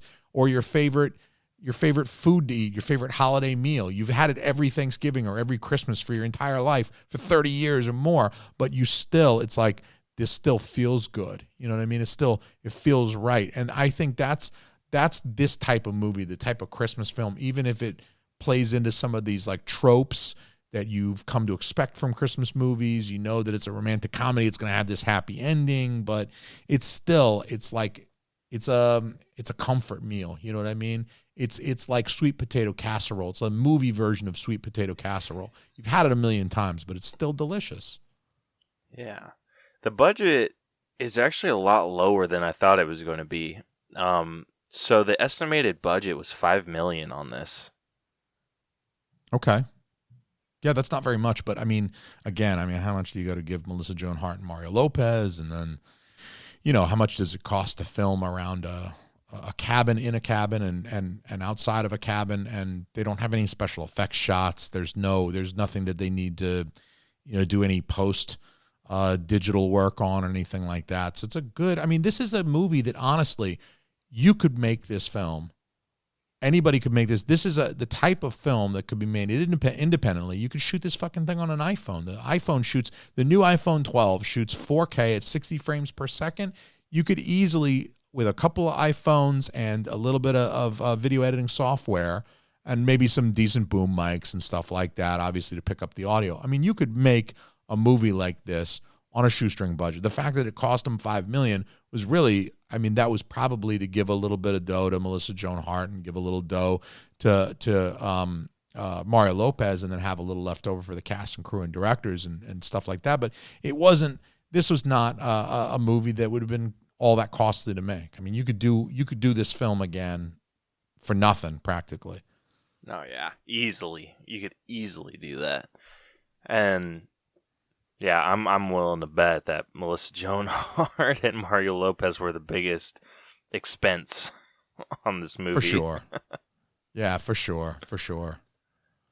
And I think just like you were mentioning the story, before we get too far from the story, just like all of the great films, this movie began in media res, which is Latin for like in the middle of the story.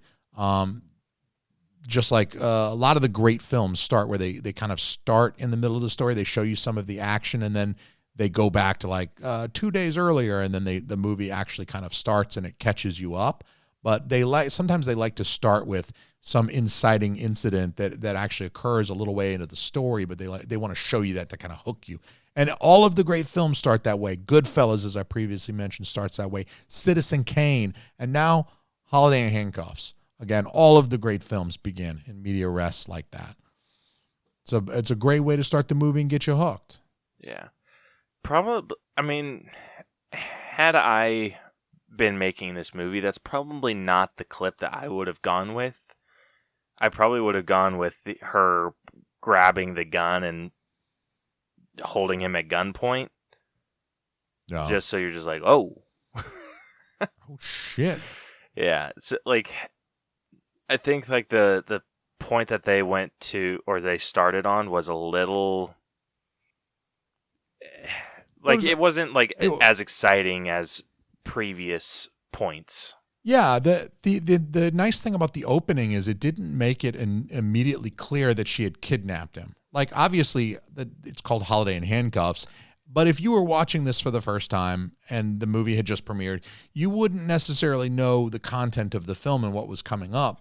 So you see the beginning and you're thinking, well, maybe they just had a fight and he's like gone for a walk or something like that. And it's the holidays and there's, there's stress and stuff like that. And you've been cooped up and you get a little, you get a little of that stir craziness. And so maybe they are like a couple and they just got into an argument about something or whatever, and he was just going to go take a walk, and she was driving to catch up with him, maybe like by way of apology, like, hey, hop in the car. And then he delivers that line where he's like, you're a sick whatever his line was, that, you get kind of this indication like, well, maybe they're not a couple, because that seems awfully like kind of a lot of animosity. So I think in that regard, maybe they wanted to like bait us in by thinking, well, it's just, this is a couple thing and this is a romantic comedy, so they're probably a couple, but they're having this thing. Then he delivers this line about how sick and twisted she is, and you're just like, what is really going on here? And then they take you back to earlier that day, 24 hours earlier or whatever they do, and then you start out and you're like, oh shit, she's kind of at the end of her rope, and she's dating this other guy who dumped her, and then now she's kidnapping this Mario Lopez character he's way more handsome than her. The first guy that dumped her, the real Nick dude, he's not even cute. What the fuck are you doing? Come on. Mario Lopez? You can't do much better than Mario Lopez. Doesn't get much better than that. He's cute. He's got the dimples, perfect hair, nice brown skin. Beautiful. Forget about it. Yeah, in this movie, he was jacked, too. Yeah, this was Mario Lopez 13 years ago. This is like young 30-year-old virile Mario Lopez. He's a little older now, natural testosterone levels go down a little bit, That's what it is. That's what it is. Yeah. Overall, I think the story flowed really well.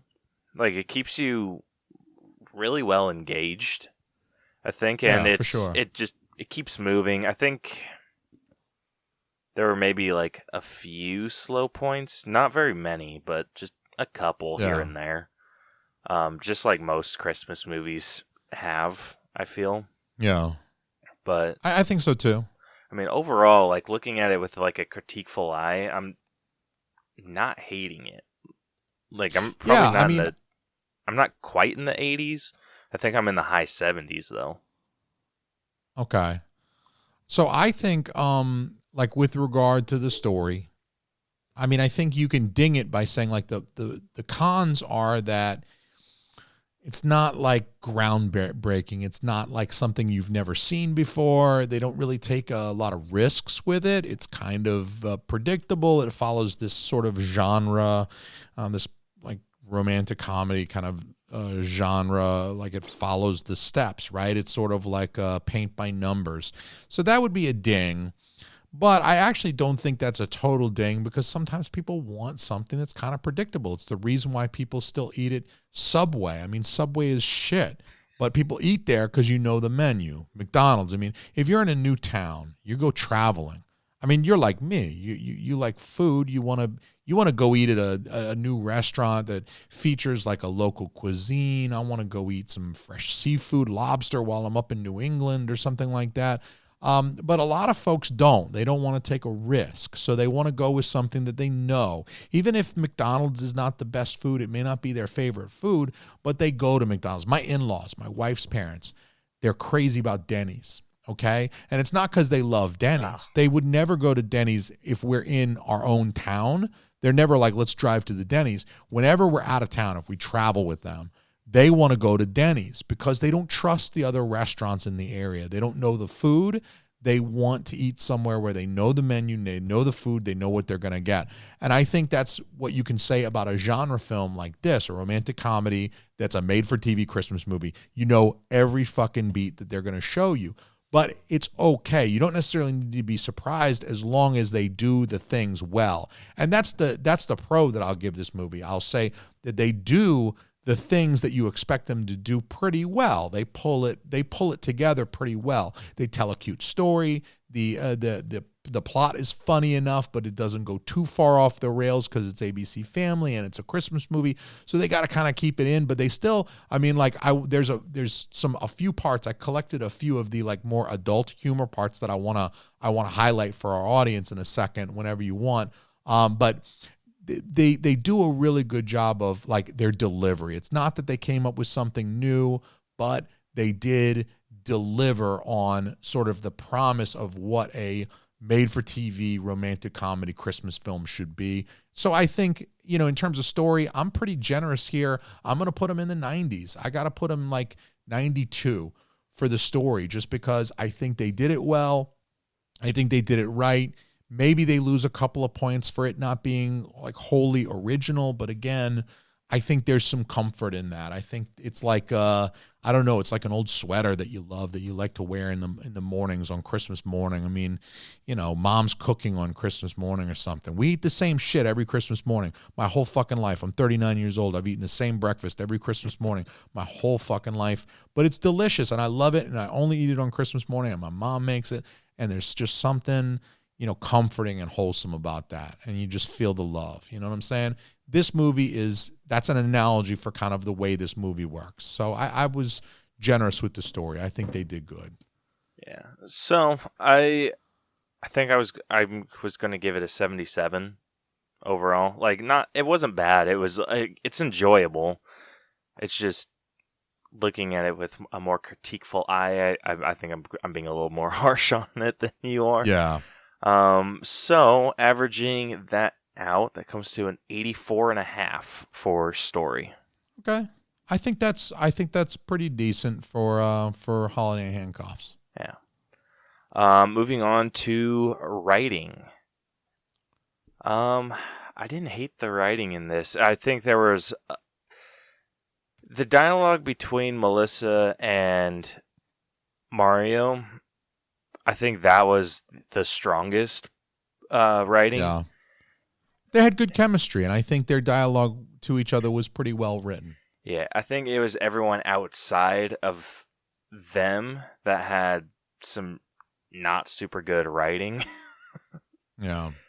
And I think it goes the same with acting. I think like the secondary outside characters were kind of shitty. Yeah. Like the one that stood out the most to me was the front desk lady when she was going for that interview. Oh. She would. Yeah. Yeah. That lady was like a bitch right off the bat. Like, couldn't you just be like, yo, I got to do a car accident on my way here. It couldn't be avoided. I got hit. My car got wrecked. I'm sorry I'm late, but I feel like you'd get a little leeway. Like, even if he's busy now, but let's reschedule. Let's see if we can pencil something in. It's not like you got high on crack and missed a job interview. You got into a wreck on your way to a job interview. That's kind of a legitimate thing. Like, if someone hits you, just say, look, I'm sorry, I got hit on my way here, and I had to wait for the cop to get there and write the guy a ticket and blah, blah, blah. I mean, anybody who's ever been in a car wreck would understand, I think. So, I mean, I think with the writing, I think it weaves in with the story so much that, like, I think as far as the story goes, I mean, that's an aspect of the writing I think they did a pretty good job with. But like you said, the dialogue wasn't always wonderful. There were a few lines that I thought maybe it wasn't the best dialogue. It didn't do the most for the characters. And like I said, I think the principals, the people who deliver the most dialogue, were the most fun, and so that was good. But some of the dialogue I would have liked to have seen be a little bit more naturalistic. And I think, given this scenario, the concept of the movie that they're asking us to accept, which is that this guy has been kidnapped, forced against his will to spend the holidays with this lady, I think, for the dialogue to have been as clean as it was, you could tell they cleaned the dialogue up for ABC Family. At the very beginning of the movie, when the mom calls Trudy's like, oh crap, and the mom like gives her a hard time for saying crap, and I'm like, come on, like, crap is a pretty soft swear word. I mean, coming as a guy who says fuck in front of his own mother, and my mom hates. I mean, my mom doesn't watch Shit Happens When You Party Naked. She doesn't listen to my podcast because I swear. She doesn't like the swears. But still, if I said fuck, if I said titty fuck, if I said cum guzzling titty fucker in front of my mom, then she'd be like, oh God, Jason, okay, that's too much. But crap, my mom's not going to bat an eyelash. And so it's some of that stuff where it's like, they need to write this relationship where the mom is overbearing, and she needs to be overbearing from the get-go. The very first thing she says to Trudy is, come on, don't use that kind of language. The very first thing she's doing, it's their very first interaction in the film. The very first line, she's correcting Trudy's sort of maybe you can tell they're characterizing Trudy as a little bit outside the lines, right? She's not prim and proper. She's not a bad person either, but you can tell she doesn't have her shit together. So she uses more coarse language. But if they hadn't been on ABC Family, I think they could have written the dialogue a little bit up to like a PG-13 level, and they could have gotten away with her saying shit or something like that on the phone, which would sound a little bit more naturalistic for the mom to then come down with this dialogue like, hey, you shouldn't be shouldn't be talking like that or whatever. It's Christmas. Don't come on with the swear words, because you need to set that relationship up like that. That's the dynamic of the film. The film's not believable if the parents aren't overbearing on Trudy and really push her to the extreme of kidnapping this guy. So you need that aspect of the relationship there, but then with them writing for ABC Family and having to kind of bring it down a little bit in terms of language to make it suitable for ABC Family, it makes the dialogue kind of like, oh, this isn't naturalistic. This wouldn't happen in real life. I don't think any like secular parent, like she's not a nun. The mom's, she's raised 3 pretty normal kids that, drink and fuck around and do all the shit. They're like normal human beings. They're not like Jehovah's Witnesses. You would think that the mom wouldn't really object so much to the crap word.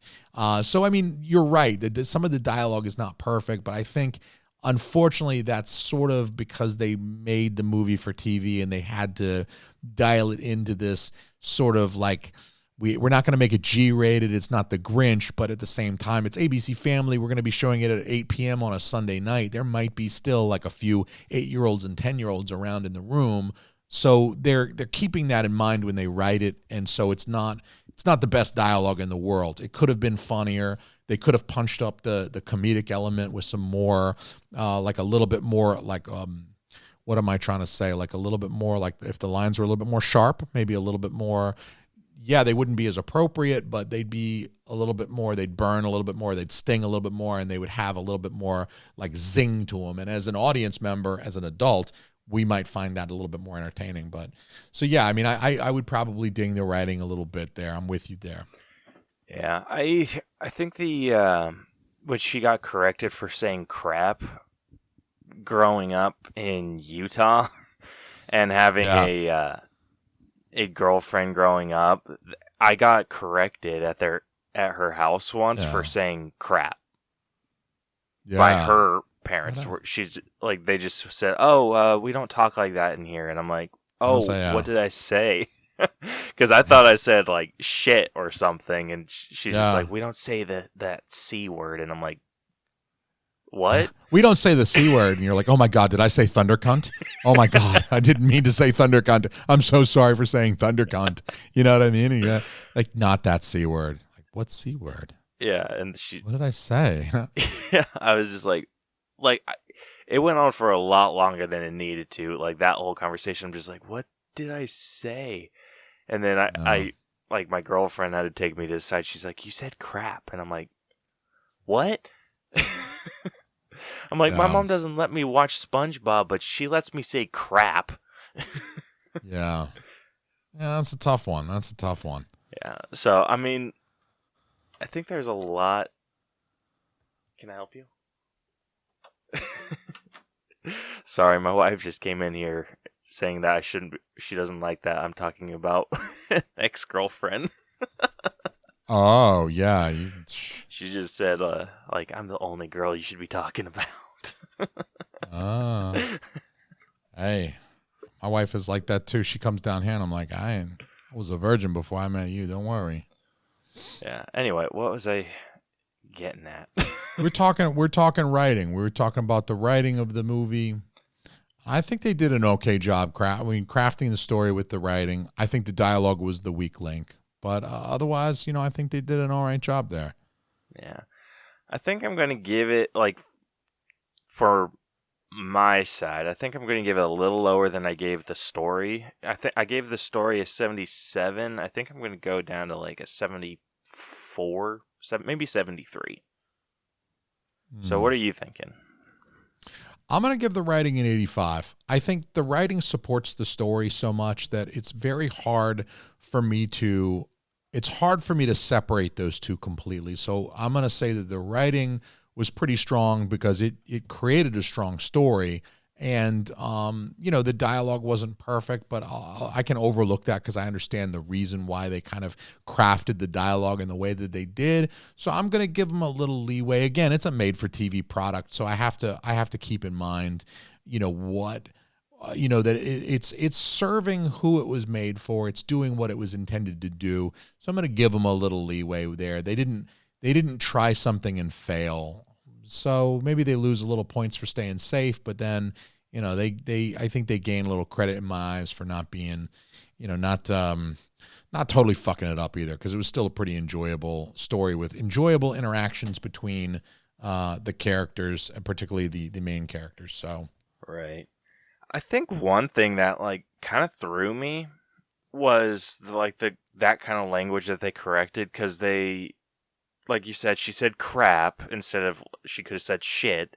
They censored bitch, but I think there was a few other things that they yeah, they sort of self-censored bitch, I think, right? Yeah, so it was the one where she left the space open for the guy to turn, and then she motions him to come, and so he starts to turn, and then he gets hit. And then he's like, you, and then it beeps, his horn. Yeah, the horn. Yeah. So they sort of self-censored. He's like, you bit, and then the horn honks. Yeah. Yeah, and there's just I thought that was funny that they censored that, but they didn't censor some other things. I think, doesn't, yeah, I'm pretty sure, or Trudy's character, or it's either her brother or someone calls their sister a slut.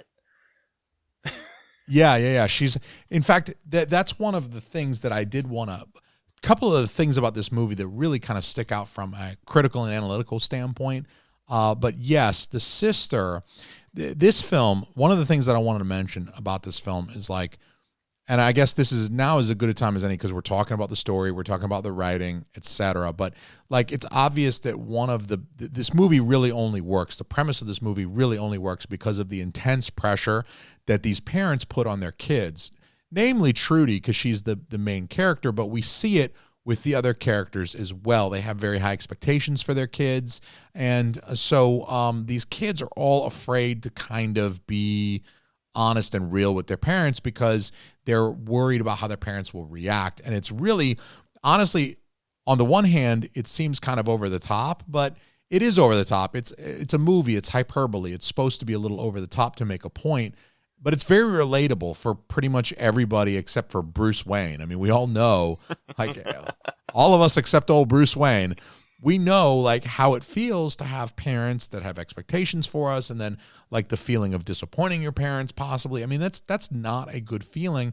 And typically, so for me, it's very relatable to watch, because it's those times that something's happened, something bad, or you've done something bad, or you get arrested or some shit, and then your parents find out, and it's you have to deal with that. You have to face that disappointing the people who have raised you since you're a baby, that you love more than anybody else in the whole world, but then you do have this sort of kind of push-pull relationship with them because maybe their expectations aren't exactly what you want. And so it's very, very relatable. So I give them credit for some of that, but it's funny how that manifests itself in the two daughters, because it's kind of misogynistic.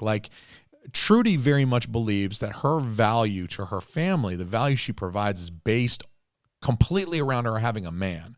It doesn't have anything to do with her artwork. In fact, her artwork's really not mentioned till later in the film. The only way you know that she's an artist at the beginning of the movie is because her loft has paintings in it that are on easels. So it's obvious that she's the one making the paintings. They're not hung on the wall. But it's in the background. She doesn't interact with them. You have to actually be paying attention to notice that she's a painter. But it's funny that her family, her mom, her dad, they're all about, where's your boyfriend? Is he the one? Is he going to be the one to marry you? Are you going to have kids? And she even says at one point in the diner as she's working, just before she gets dumped, She's like, I have nothing to, this is exactly what she says verbatim. She says, I have nothing to offer these people. No husband, no grandchildren. My dad already thinks I'm a lesbian. So the whole thing is she's feeling browbeaten about not having a man. She needs a man in her life to prove her value to her family. So it's kind of a misogynistic premise in that a woman's value, our main character who's a woman, her value is predicated on her ability to get a man and then to produce babies. It's really kind of an old way of thinking that I think if you're taking a feministic reading of this film, if you wanted to do a critical theory reading of this film as a feminist, you're going to come off the top like that's bad writing, that's misogynistic writing, and the female character being characterized like this is not appropriate. And what kind of things is it telling female viewers, young female viewers that might think their contribution to their family and then society at large is their ability to find a man and make babies? Later in the film, her dad says, we thought she maybe liked the innies, not the outies, referring to how a vagina goes in and a penis goes out. It's a joke he makes, but it refers back to the lesbian scene, right? Yeah, that line threw me. Like, I had to like rewind it. I'm like, did he just say that? Yeah, let's see here. I'm losing my sorry about that. I lost my all right.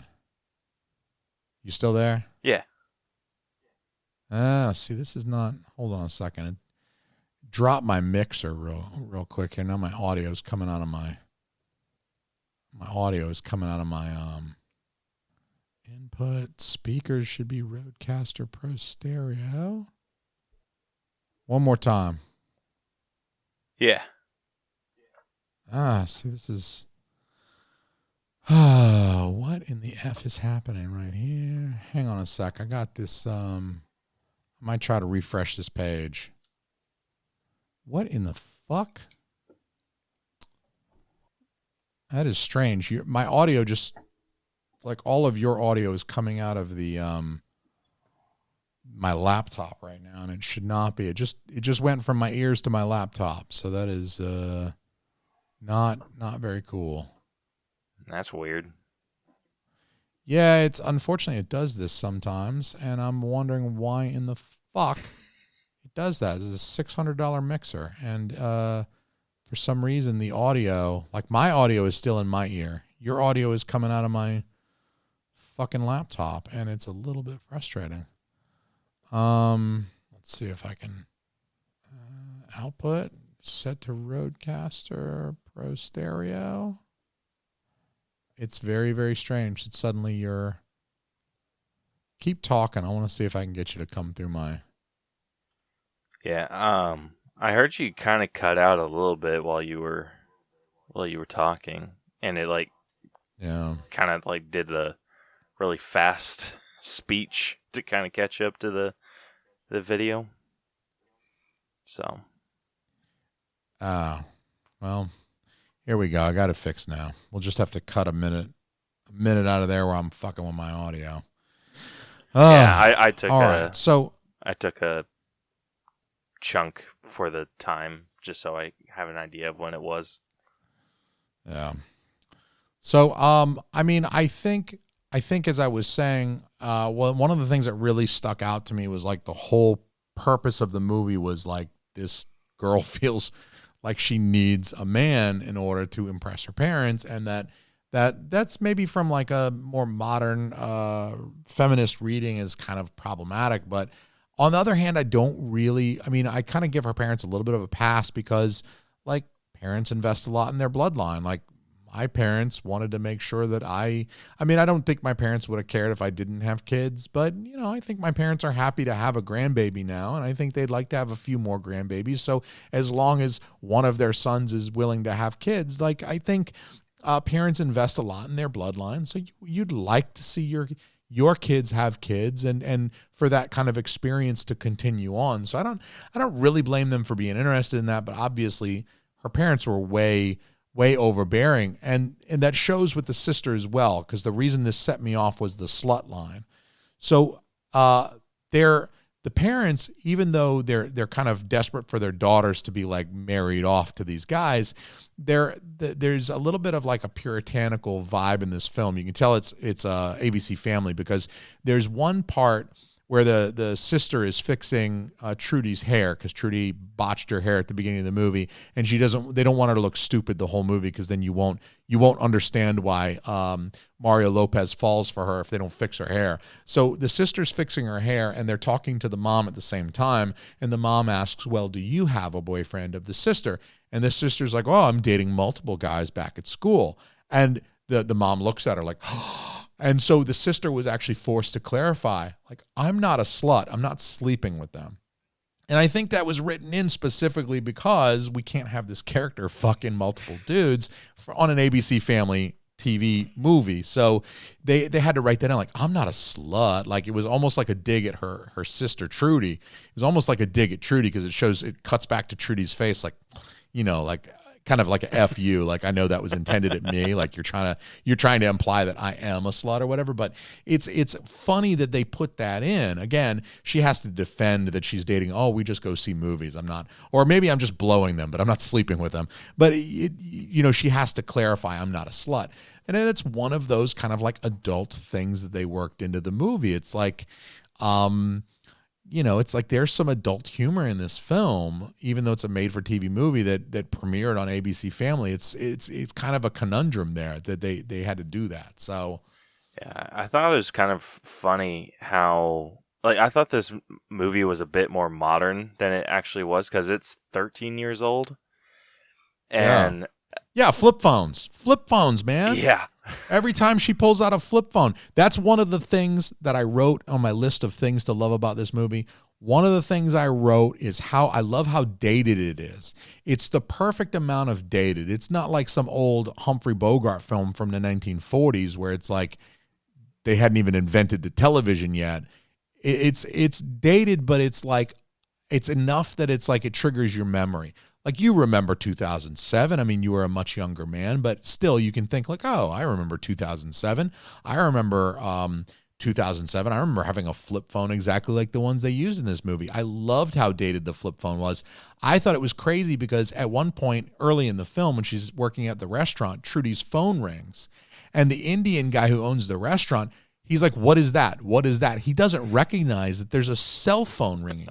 That's how dated this movie is, that it's like, there's no way you could get away with writing that in a movie these days. There's no way you could have a character who hears a cell phone ring and then says, what is that ringing? There's no way. Everybody would recognize you've got your volume on your phone. You obviously don't have your phone set to silent, but they immediately know it's a phone. And then I loved it because when they'd hang up, they would just close the flip phone. And I'm like, oh, fuck, I miss that. I miss being able to just like close the flip phone and you're done with the call. There's something so final about that. But when you're talking on the iPhone, it's a brick. There's this little button that you push to like end a call. It's not satisfying to just tap this little part of your screen that's red to hang up. It was so much more satisfying to be done with the call and like click and then put it back in your pocket. You could just, you were physically shutting something. It was on a hinge. You would physically close it, and the action of physically closing it would make it small enough to fit in your pocket conveniently. And it also says, I'm done with this call, right? I mean, if I'm on a phone call and I start doing this and start touching my screen, you might think, well, maybe he's putting it on speakerphone. Maybe he's not done. If you were like waiting to talk to me, if I'm like walking out and I'm on my phone or whatever, as soon as I close that flip phone, okay, hey, what's up, Jason? Where are we heading? What are we doing? You know what I mean? It's time to talk. I miss being able to just close a flip phone. I had a flip phone just like that. And I remember bitches thought that was cool. Like that was a cool phone when I got that phone. I'm serious. Like girls thought that shit was cool. It was like, I think it was 04, 05 when I got my flip phone. I was in 04. I want to say it was like 04 when I got my flip phone. I had a Motorola flip phone. It was silver, just like the ones in this movie. And fucking the girl I was boning at the time was like, fuck, that's cool. I'm like, really? Like a $70 piece of plastic is like impressive to you. Like that you spreading your legs for that. I love it. It was crazy how the shit that would impress people back then. But it was like cell phones are still relatively new. I got my first cell phone in 2001. So in 2004, I'm like flipping my first flip phone. I mean, it's sort of like there's still some novelty now. Now people are like, whatever. Like, if it's not 5G, I want to be able to download an hour and a half porn movie in 30 seconds or 60 seconds to download it. And, you know, I want to be able to watch cum shot compilations in 4K HD on my phone. That wasn't the way back then. The flip phone was the shit. So I actually really loved how dated this movie was, how it was a little bit, you know, that you watch it and you can tell, like, this isn't 2020. Yeah. It's not 1970 either. It's not like Woodstock and, you know, like Peace and Love. I mean, it's obviously like this was just a few years ago, but it was enough years back that you would notice shit. Like, nobody's got flip phones, no one's got tablets, nobody's got laptops. And it makes the story a little bit easier too, because you can appreciate that the guy doesn't have a smartphone, or that he did, but he left it in his coat. So that's actually pretty good writing. Is that, like, of course he's got a cell phone, but because he's a businessman and he's successful and he's got money, but when she kidnapped him, he'd left his phone, or he'd left his coat at the table. So that's actually kind of good writing. We gotta give him credit for that. But, you know, like, there's no internet in the cabin, and there's really, like, very poor cell phone service and stuff like that. That's how it was back in 2007. You know what I mean? Like, we weren't as connected as we are now. Like, you go to a cabin in the woods and you still got, like, perfect fucking Wi-Fi and 4G and shit like that, because, you know, it's just what it is today. People don't want to be without that type of thing. But I distinctly remember in 2007, if I went to go visit grandparents or some shit, I was going to Kentucky, I was going to go visit somebody in Tennessee, my aunt, my uncle. Good luck making a phone call, motherfucker. Like, that ain't going to happen. I loved how dated this film was. That, to me, was really, like, a fun part of this movie, is that it was an older film. And it shows its age just a little bit, like, just enough. Yeah, I think that this movie is just aged enough that, like, me and you are gonna get this, are gonna kind of understand, like, what's going on with, like, the age of all the phones. And and I didn't get my first phone until I was 14. And the only reason I got a phone was because my parents got a it was they needed 3 lines to get, like, a good deal on the phone plan. And so they're just like, here, you get this third phone. And it was the Motorola Razr. And I remember being hot shit for 6 months. Dude, I remember when that Motorola Razr came out. That was hot shit. I was 21 when I got my first phone.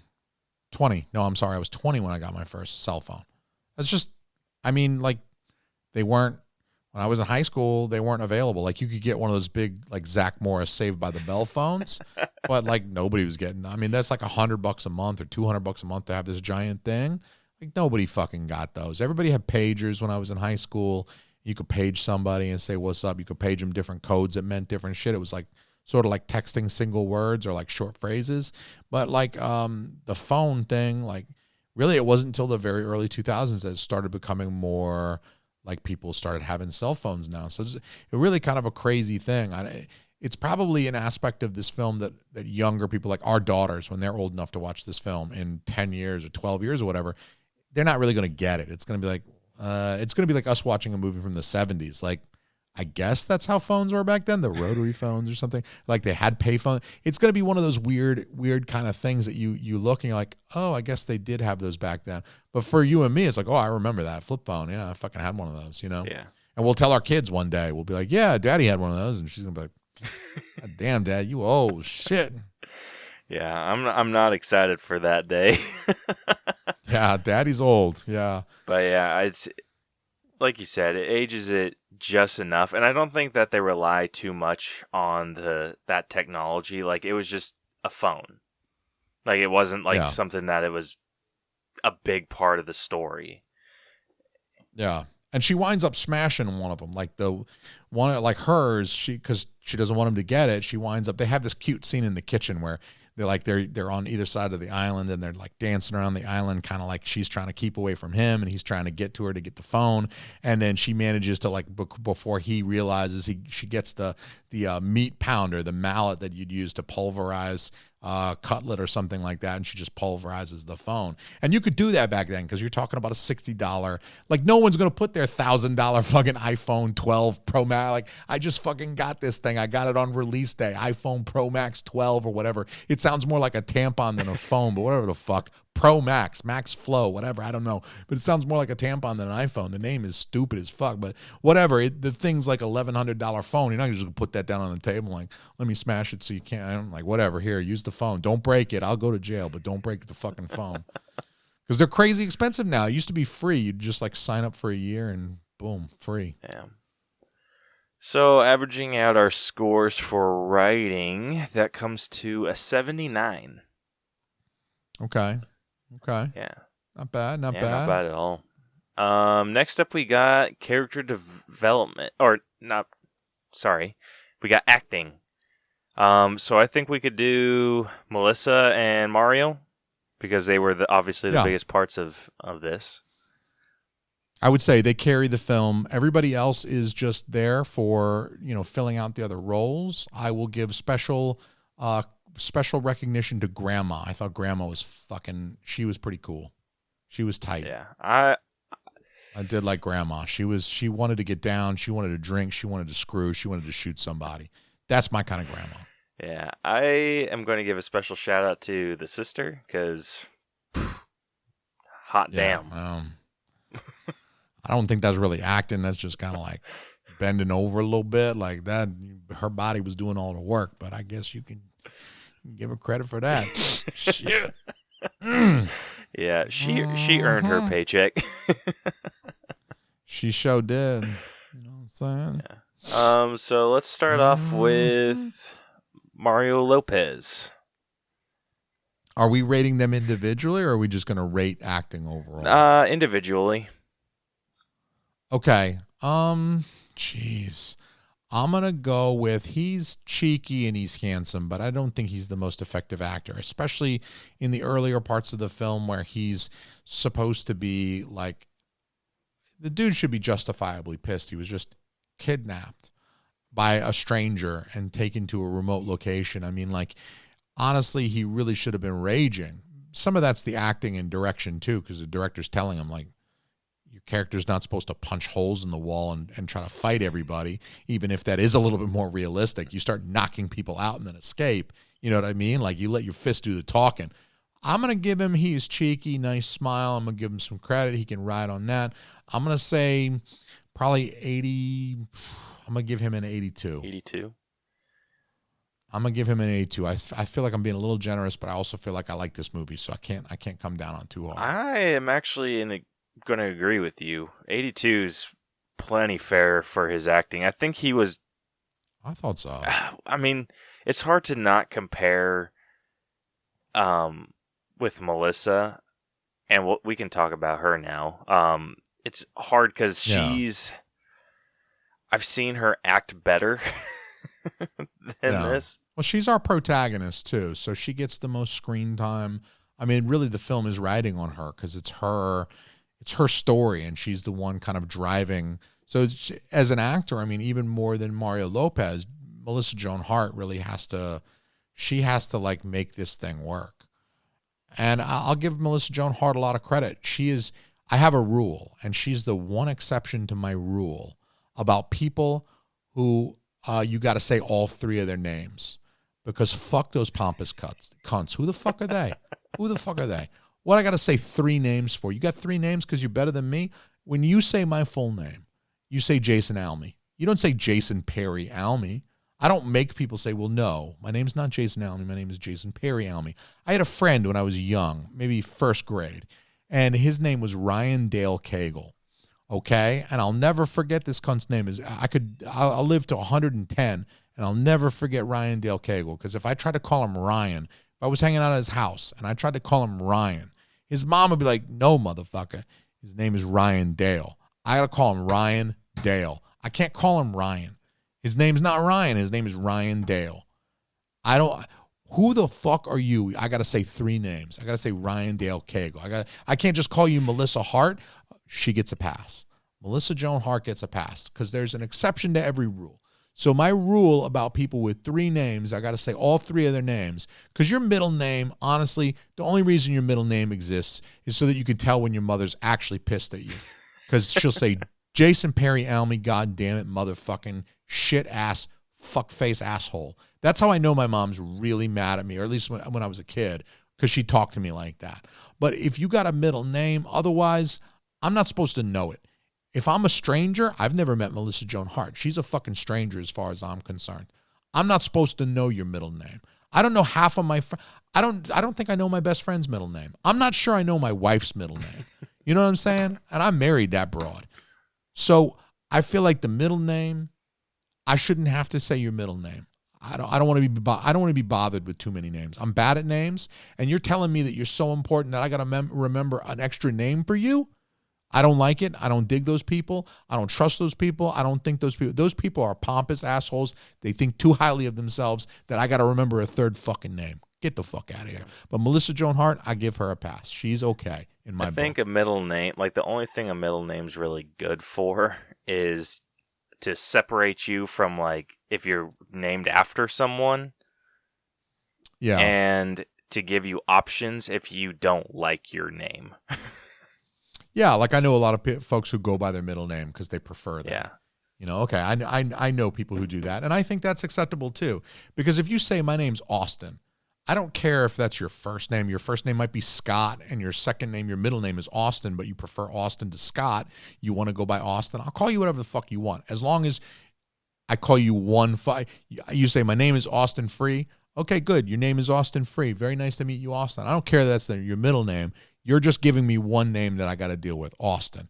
When the moment you're like, I'm Scott Austin Free, and I'm like, okay, what's up, Scott? No, I'm Scott Austin. I gotta say Scott Austin every time I fucking address you or talk to you or talk about you to somebody else. Fuck that. I got no time for that. Yeah, those people suck. Those people, yeah, they do. But just pick one name and go with it. You know. And it can be different for other people. Like my dad, his name's David, but everyone in his family, so like my grandma, my grandpa, my aunt, all of them call him Bronson because that's his middle name, or it's Bronson Lee, but everyone calls him Bronson. Like all of his childhood friends call him Bronson, but everyone that knows him professionally call him David or Dave or whatever. Yeah. But your dad's not going around saying, you got to call me David Bronson Lee. You know what I mean? Like, he's not making people do the whole thing. It's like, you call me what you call me, but you only got to deal with one. Yeah. And I like the to me, same that's with the way to go. My daughter. Like, I call her Iris, but I think my sister-in-law, she calls her Lola because that's her middle name. And she likes that name a little bit better. She's like, oh, it's cute. It's a cute name. And it's like that is a cute name. Named after my grandma. So yeah. She kind of like, yeah. Hell yeah. I like that. It's family name. Family name. That's the way to go. Hell yeah. So I absolutely agree with you. Anyone who makes you call them by all three names or their first and middle, those people can go rotten hell. Yeah, it's like, what kind of who do you think you are? You king shit of fuck mountain over here? Whatever.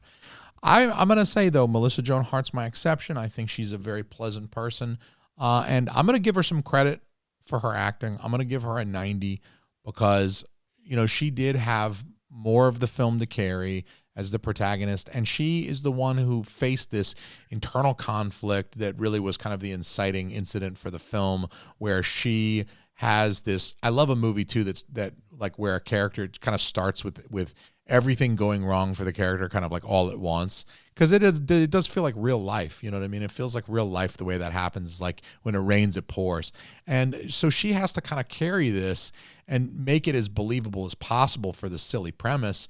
So she has this kind of like breakdown, like this, like the eye twitching kind of like lip twitching breakdown at the beginning of the movie, and that's part of like the incident. And then she has to juggle this really kind of like, well, she's got to be dangerous enough to kidnap the guy and unhinged enough to kidnap the guy, but she can't be so crazy that we're not like rooting for the love story aspect. It'd be a little weird if she was just batshit loco and at the end of the movie they're in love, because you're like, well, who falls in love with a crazy person? So I think she did a good job of like sort of balancing that.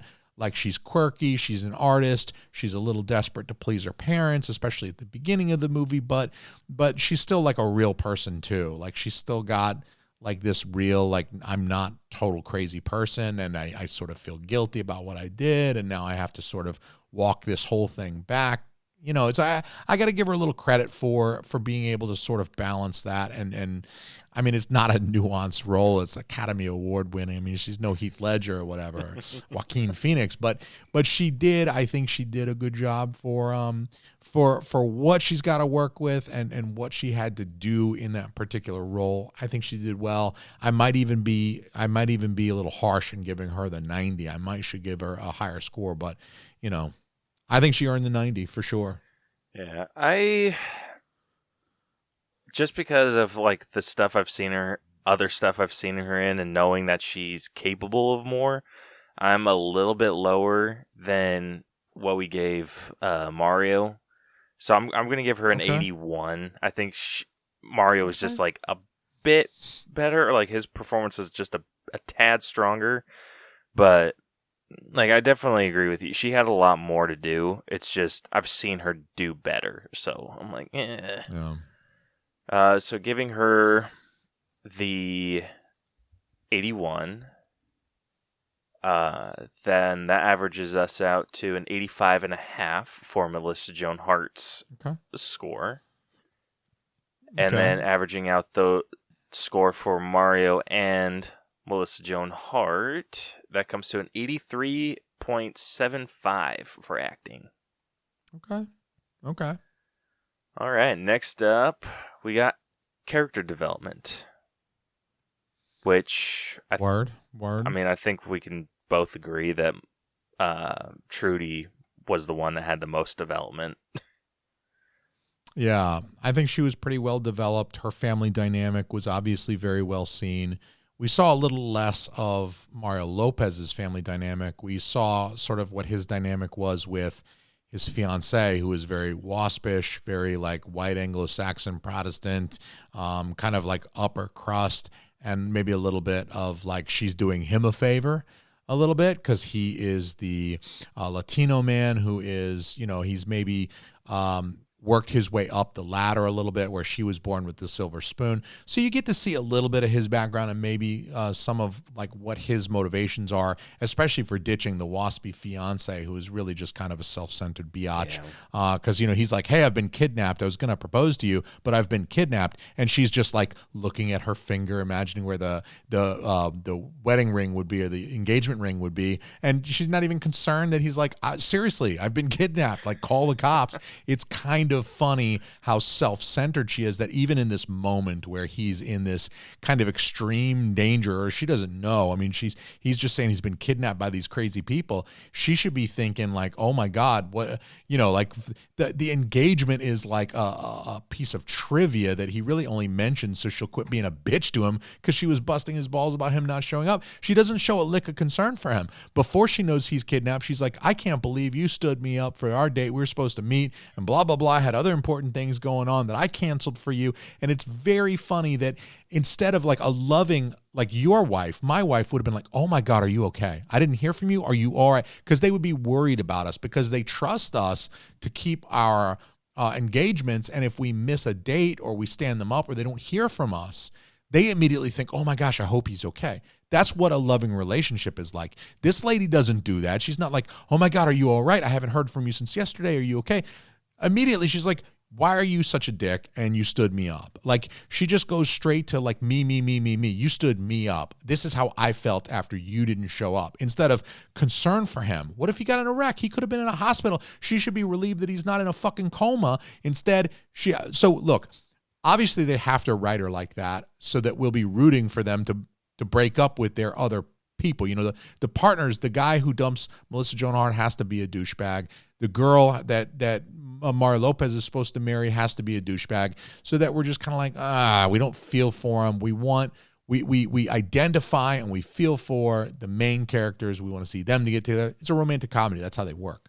But I actually think it was still pretty well done that they have this whole conversation that revolves around her, and it shows that, you know, he's maybe like kind of a people pleaser. It's hard for him to say no. Plus, he probably realizes that, you know, he'd be marrying into this family money and that it would be like a good move for him, like a smart money move for him to marry this girl. But I mean, by the end of the film, he obviously realizes that she's not worth his time, that he's got a good heart and he needs to be with somebody who is going to like value him versus looking at him like one of the help, because they have that maid that's kind of a bitch too. The maid that, like, you know, and she's a Hispanic maid. You can hear her accent. You're like, oh no, I'm sorry, not again.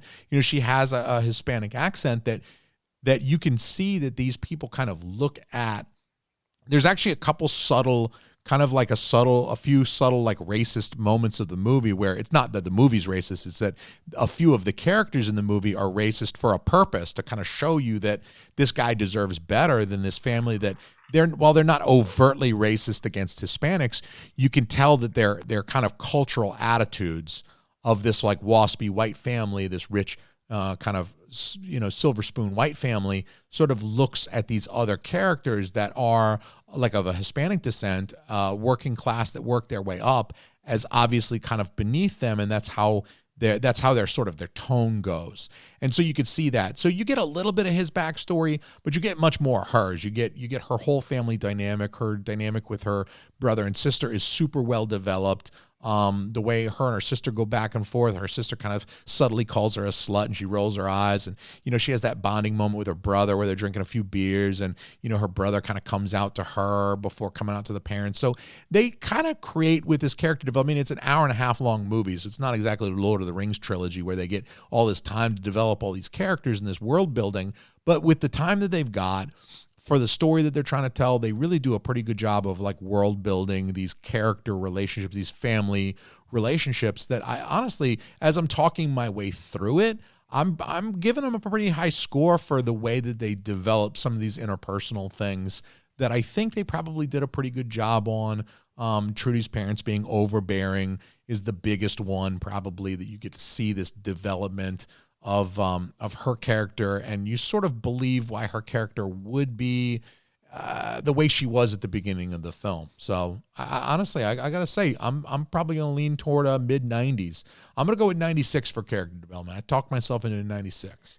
Yeah, I thought they did a really, really good job with that. I thought that the parents, or the dad specifically, when he was talking to the mom, or I think he might have been talking to Trudy too, but when he was talking about the interview being like, that's our neighbor, like, you made us look bad.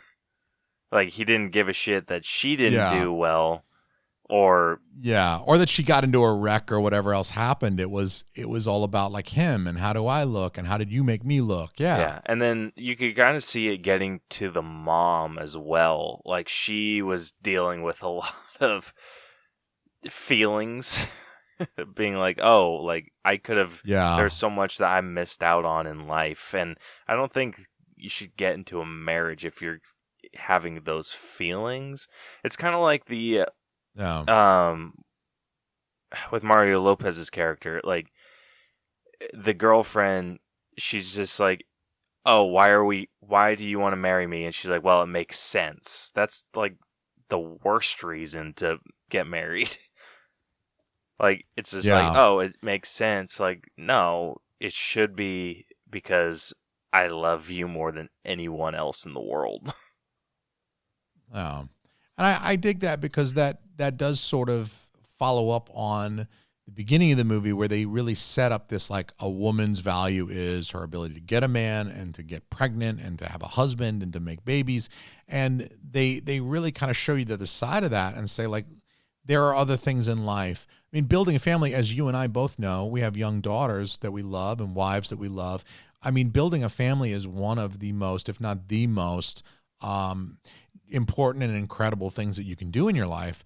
But there are other things that other people and that even us need to help us to feel satisfied with our life. Creative outlets like podcasting, a love of films and being able to watch movies and then discuss them together in depth. I mean, it's like all of these different things that have to kind of come together to make life enjoyable and to improve your quality of life. It's not just about finding a man and then, maybe you don't want to put that first, because if all you're trying to do is desperately find a man so you can get married and start spitting out babies, you might realize when you're 50, like, holy shit, what the fuck did I do? Like, maybe I should have pursued a career for a little bit. Maybe I should have waited until I really met the right man and then had babies with him and have a more fulfilling relationship. And so, I mean, I think that they do finally get there towards the end of the movie, and they sort of address that maybe initial sort of misogynistic and kind of anti-feminist premise that a woman needs a man in order to have a value or provide a value to the society. So I appreciate that they got there too. I mean, I think they ended it on the right note. Absolutely. I think this is a movie that if they would have taken a different turn, I'd have a hard time showing my daughter in the future. Yeah. But I mean, with the way that they ended it, I would have no issues showing it to her. But like, that's kind of the future that the parents were able to accept is exactly the future that I want for my daughter. I want her to pursue whatever it is that she wants to. If she wants to pursue art, like, I will support her however I can with her art. Or if she wants to pursue podcasting for a living, I'll support that. I'm going to pressure my kid into podcasting. I'm going to be like, you can talk, you can fucking grab a mic, kid. You're my co-host. And when my wife is busy, you on the mic. I think just what it says as a parent is like, like, you have to balance the responsibilities of when your child is young, it's on you to expose her to different things. She's not going to be able to drive herself to soccer practice, for instance. You have to kind of enroll her and get her out there and put her into different stuff, whether it's a sport or an activity, art or something like that, gymnastics. I mean, you do have to, because she's just too young. I mean, she's not going to take a bus to the bowling alley or whatever. I mean, you do have to expose her to a few different things in order for her to find the thing that clicks with her. But then you can't put too much pressure on your kids. I mean, that's probably part of the movie as like an older person now watching it, because I first watched this movie in like 2008. I mean, I saw it when I was much younger and I didn't have kids and I didn't have a family. I identified more as Trudy. I was Trudy's age when I first saw this movie. But now as a father watching it again, as an older guy, I'm sort of looking at the parents now as like, well, this could be me one day, having children and having a family, and then having to show this parental guidance and leadership. And I think the big thing is like, you don't want to push your children. You don't want to like lean on them to create some outcome that you think is going to be best for them, but is still kind of pushing them too much. Like, you want to, I don't know. It's all about balance, because you can't just like, well, I'll just be totally hands off and the kid can just like hang out in my basement until they're 45 and I die. I mean, you want to make sure that you still teach the kid things, you still want the kid doing the things that they need to do. Like, I'm going to put a little pressure on my daughter to perform well in school, but that's because I understand that scholastic achievement is highly correlated to, other outcomes that you like later on in life. Like, if she goes to college, she's less likely to be a smoker. I don't want her to die of lung cancer, and I know that smoking costs a lot of money. So obviously, like, I'm going to lean on my daughter not to do certain things. I don't want her to smoke. I don't want her to do drugs that could harm her health or hurt her, harm or kill her. You know what I mean? That's a terrifying thought. So it's like, you do kind of have to, but then at the same time, you're not just, I think you and I both agree, like, you're not just going to be like, okay, you're 25 now, why don't you have 3 kids yet? You know what I mean? Like, you're not going to lean on them like, I want grandbabies, like, hurry up and spit out kids. You also want to say, like, look, wait till you meet the right guy. There's no rush. You got plenty of years to reproduce, So you have to balance these messages of trying to, encourage them to do the right thing and to, like, pursue the things that they love, but then also, like, you don't want to shit on what they love, but you might also say, well, what can you do that's sort of maybe like practical? You want to make some money one day. So, like, think about engineering in addition to like being a mime on the street corner. You're not going to make that much money, doing traditional ballet or something like that. So I don't know. That's I think the cautionary tale for us though as parents now. Yeah, it's funny watching movies like this because, like you said, you get like a different perspective, like watching it as someone that's single or without a child and someone that does. And you're right, like, it's just a balancing act, and obviously they push too hard. Like, these parents push too hard in a like what looks good. Yeah. Like, oh, my daughter's going to be a lawyer. Yeah. My son's doing this. My other daughter, she's Yeah. getting her life together to pursue this, but it's not what she wants to pursue. Yeah. And it's just, like you said, you want to push them hard and like enough so they're not like a quitter. Or like, oh, this is hard, I'm done. Yeah, I mean, it's like, but you want to teach them the right lessons. You want to make sure they get the lessons that they need to be successful, but then you don't want to. I mean, I think what they were doing was somewhat living vicariously through the kids, like especially the mom. Yeah. You know, she wishes she'd had a career or whatever, so she's kind of pushing them to be. So I think part of it is just like knowing that, you know, you're not your kids and your kids aren't you, and you know they might owe you some debt of like parental gratitude for all the things you did for them growing up, but you still got to let them live their life and pursue the things that they want to pursue, and like support and encourage them too, and not just like, oh yeah, it's I don't think you should major in that, or you know, since I'm paying for your college, I'm not going to pay for you to major in sculpture. I'm going to pay you for you to major in a STEM degree or something like that. You better major in chemistry if you want to. I don't know. So there's the wrong way to go about it for sure. So I don't know. I think they got out of balance and they weren't really supporting the daughter. Like I said, they didn't give a fuck about her art. Nobody asked about her art. You know, they were just like, well, you got to go do this job interview. Yeah. I don't know. And maybe she could sell a painting. I don't know. And I think that with stuff like that, like with someone that wants to be a little bit more creative, you can find, like as a parent with someone, or as a older adult, you can find ways to kind of guide them into things that they love. So like with art, you can be like, oh, you can, like, while you're doing your artistry stuff, like, why don't you be a graphic designer? Or, and then like it's still art, and just like pay the bills, but with it's the also graphic practical, design, and people want that, and will hire you for that. Yeah, like that'll take care of you. Like, and I don't know. I just see stuff like that a little different. Obviously, we both see it a little differently than those parents did. Yeah, it's a little different now. It's definitely a movie. That's a wonderful thing about movies too, that you don't get to appreciate when you're young because you don't have the life experience. When you're 10, 12 watching movies, they just are what they are. But then when you revisit them in your 20s, then you revisit them again in your 30s. I mean, these different phases of your life, it's neat how you can kind of see them differently. You can watch them with different eyes as you age. Some of your favorite movies that have been with you your whole life, you know, you get to watch them again and again, and you get to see it from a different perspective as your life changes a little bit. It's pretty cool. Absolutely.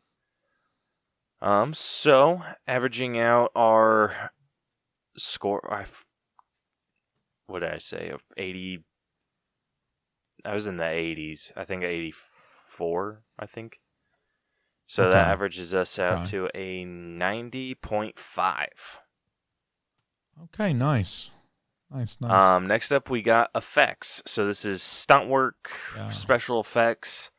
There's one that I want to point out that I stuck out in my brain really hard, and this was when Trudy was ice skating, and you could tell that obviously was not Melissa Joan Hart. Yeah. That's funny because it's like, oh, wow, you're also an incredible ice skater. All right. Yeah. Yeah. And it seemed like they said she hadn't ice skated since she was like 10. And then she can pull this shit off. How good off. could you be? Yeah. That's crazy. I'm racking my brain for other effects in the film. I mean, there wasn't a lot. I mean, they had the gun. It's a Christmas movie. The gun was, as basic as you can get. It was a musket firing off a single shot, so it was just like a smoking gun.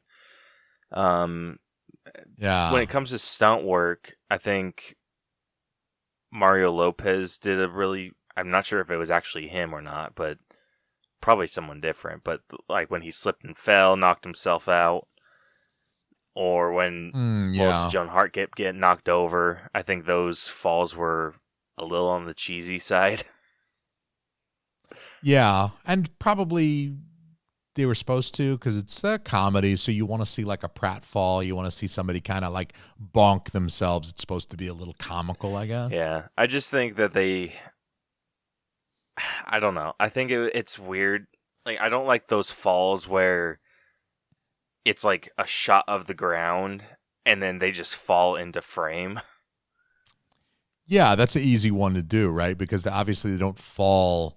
You know, you can shoot it in such a way that they don't have to fall from up high. They just, you get them down low, but just out of the frame, and then they fall into the frame. And it's sort of a practical way to do it because then you can show, like, if you have to have the person falling over and you want to show it from them standing to them falling, it's like you sort of have to film it a little further away so you can see the entirety of the fall, but then you can also use a stunt double because you're not going to have your principal actor taking a real fall. So usually when they do the ground, it's sort of like a tighter shot, and when they fall, it's like you see the actor's face, so you can tell it's not a double or something standing in for them. So I think that, like, just with me, I think that stunt work could have been done a little bit better or just shot a little bit differently because it didn't feel like those falls had a lot of weight to them. Yeah, I think that's where the lower budget shows. I mean, you can't, when it comes to like dialogue and a romantic comedy Christmas film, you can't tell the difference between $1 million and $5 million and $10 million spent, right? You might imagine the higher the A-list actor, I mean, the more money spent on getting them to read the dialogue in front of the camera. But for the most part, it's like that's not really where you'll see a thin budget. But the effects are obviously where you will see a thin budget because that's where usually money has to be spent in order to get a shot right, to shoot it enough times to get the right shot, or to have post-production artwork done in CG to make it look realistic. I mean, you watch the making of any of these Avengers films, especially the more recent ones, where it's like you've got Josh Brolin in a mocap suit, and that's what they film. But then what you wind up seeing is 10-foot-tall Thanos, who's giant and purple and does resemble Josh Brolin. I mean, you can tell where the money is spent in a lot of these films, and I think with this film is no exception. You can see the lower budget in the effects for sure. I mean, even when that gun goes off, I'm like, I've fired those muskets before. I've fired a muzzle-loading flintlock pistol and rifle before. Like, they're big, they're loud. I mean, it's not this little, that was like a little cap gun that went off. You know what I mean? Like, they were in a car when they fired this thing. They're loud as hell to begin with, but you're in a car with the windows up because it's snowy outside. They would have both been deaf, like tinnitus. They would have been bleeding out of their ear holes because it's loud. And I mean, it goes off in a closed space. They both would have been cussing and they wouldn't have been able to hear for the rest of the day. But you could tell the effect was a little bit, it was just like a little pop and you just see a little smoke and it's like, well, would that have hurt him? I mean, that might have bounced off him. He's got abs. Yeah. So that and like the biggest one, like I said, was the ice skating thing for me. That one brings my score not like super low because I can be pretty, I feel like a little forgiving. I'm like 70. Like still passing. I'm going with an 80 on effects. Yeah, I'm going to go with 80 on effects just because, I don't want to be too hard on them because it's not an effects heavy movie. So I feel like, what was there was maybe not the greatest, but at the same time, it's not a movie that has to rely heavily on effects for realism.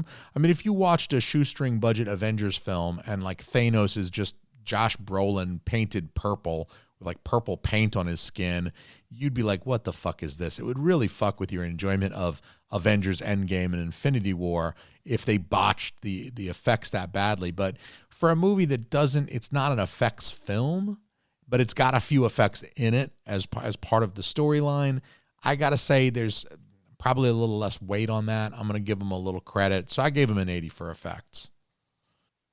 I can't hear you.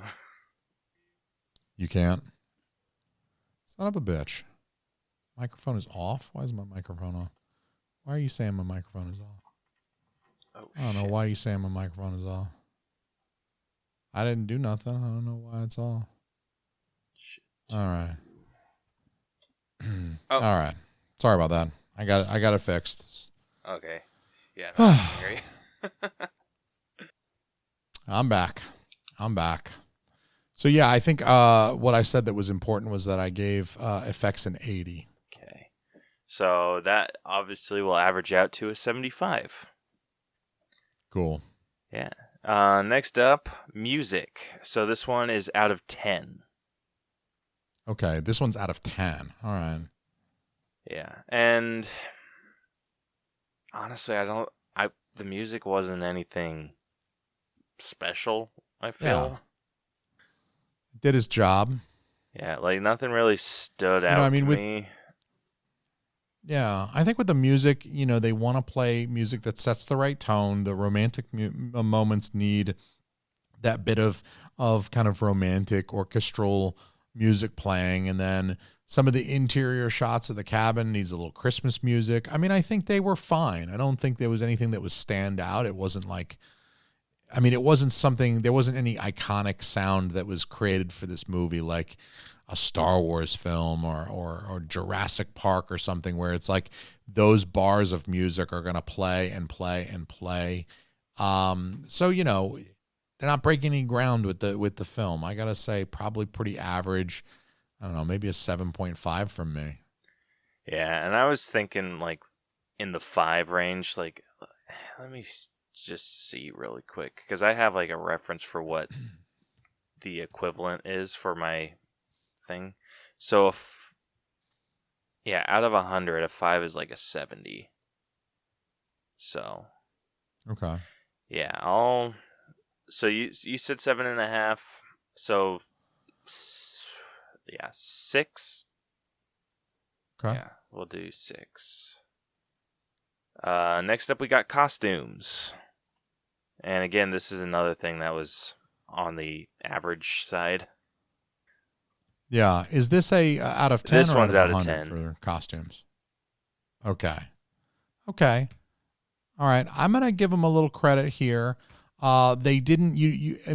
Initially you don't think of this as a big costume movie. There's no, again, it's not one of these films where they're trying to, depict a realistic, like 1940s LA, and they have to make sure that the costumes are correct and accurate. Or like The Godfather, for instance, they had all those flashback scenes in The Godfather Part 2 of the early, like 1910s America in New York, and Coppola did a very good job of making sure that the costumes were super realistic. In fact, at one point in time, there was a costume that was a pair of pants that included a zipper, and somebody on the set, maybe the set decorator or somebody, pointed out that the zipper hadn't been invented or deployed on pants yet. So like in 1915 or whatever year it was, they didn't have zippers on pants yet.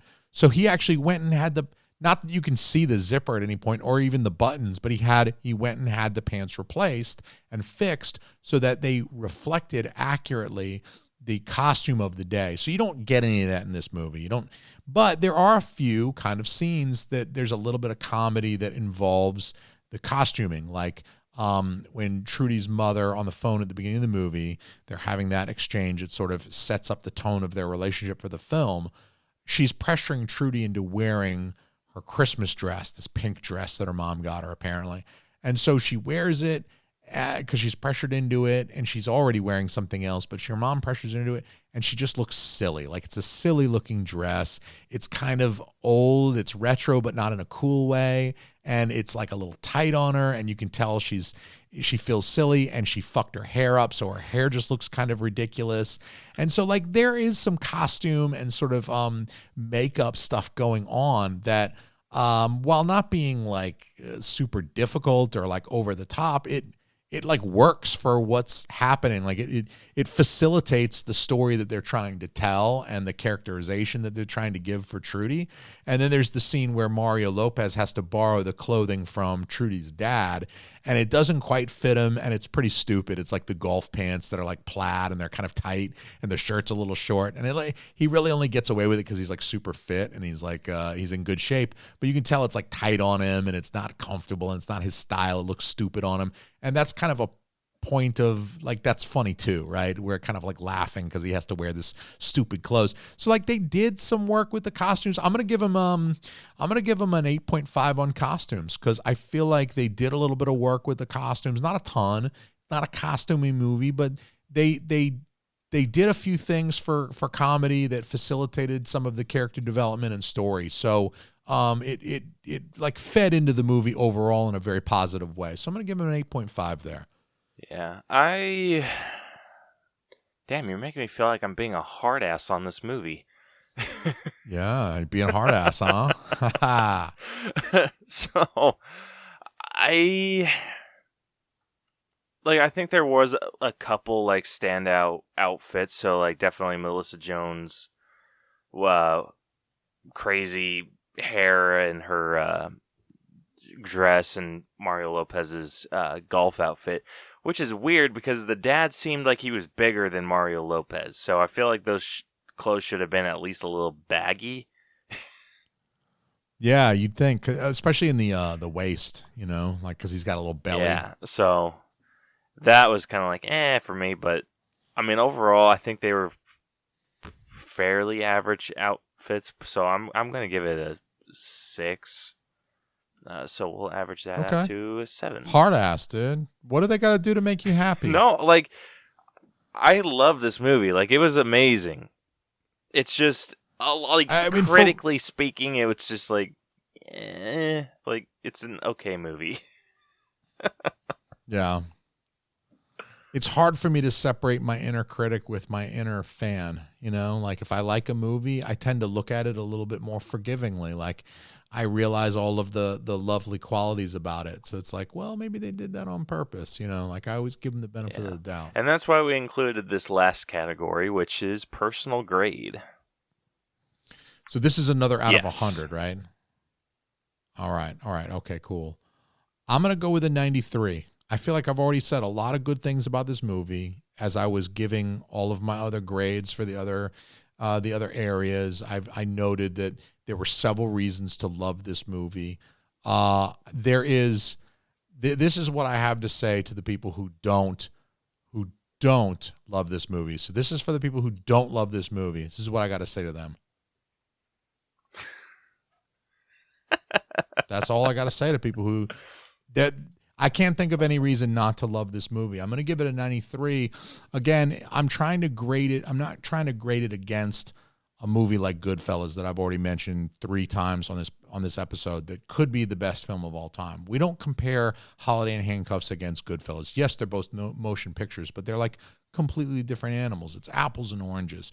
But for what they do, I mean, for a Christmas movie that is made on TV, that's going to be part of the 25 Days of Christmas every single year. It's going to be on TV every year. And it's always going to be one of those movies that, you know, you pop the TV on one evening and you start flipping through the channels in December, and there it is. And it's a good movie to settle into. If you've seen it before, you don't need to start at the beginning. Just wherever you pop in and you find it, and you're like, oh, this is an entertaining movie. It's heartwarming. It's got some pretty the actors, the primary principal actors are pretty cute. Even some of the supporting characters are fun or very attractive and look good in the fucking yoga pants. You know what I'm saying? I'm looking at the sister right now. You know what I'm saying? You know, but I think for what this movie is, it's very strong for a made-for-TV Christmas movie. Most of the made-for-TV Christmas movies are insufferable and you can't even get through them. This movie is actually, not only can you get through it, I'll watch this movie every year.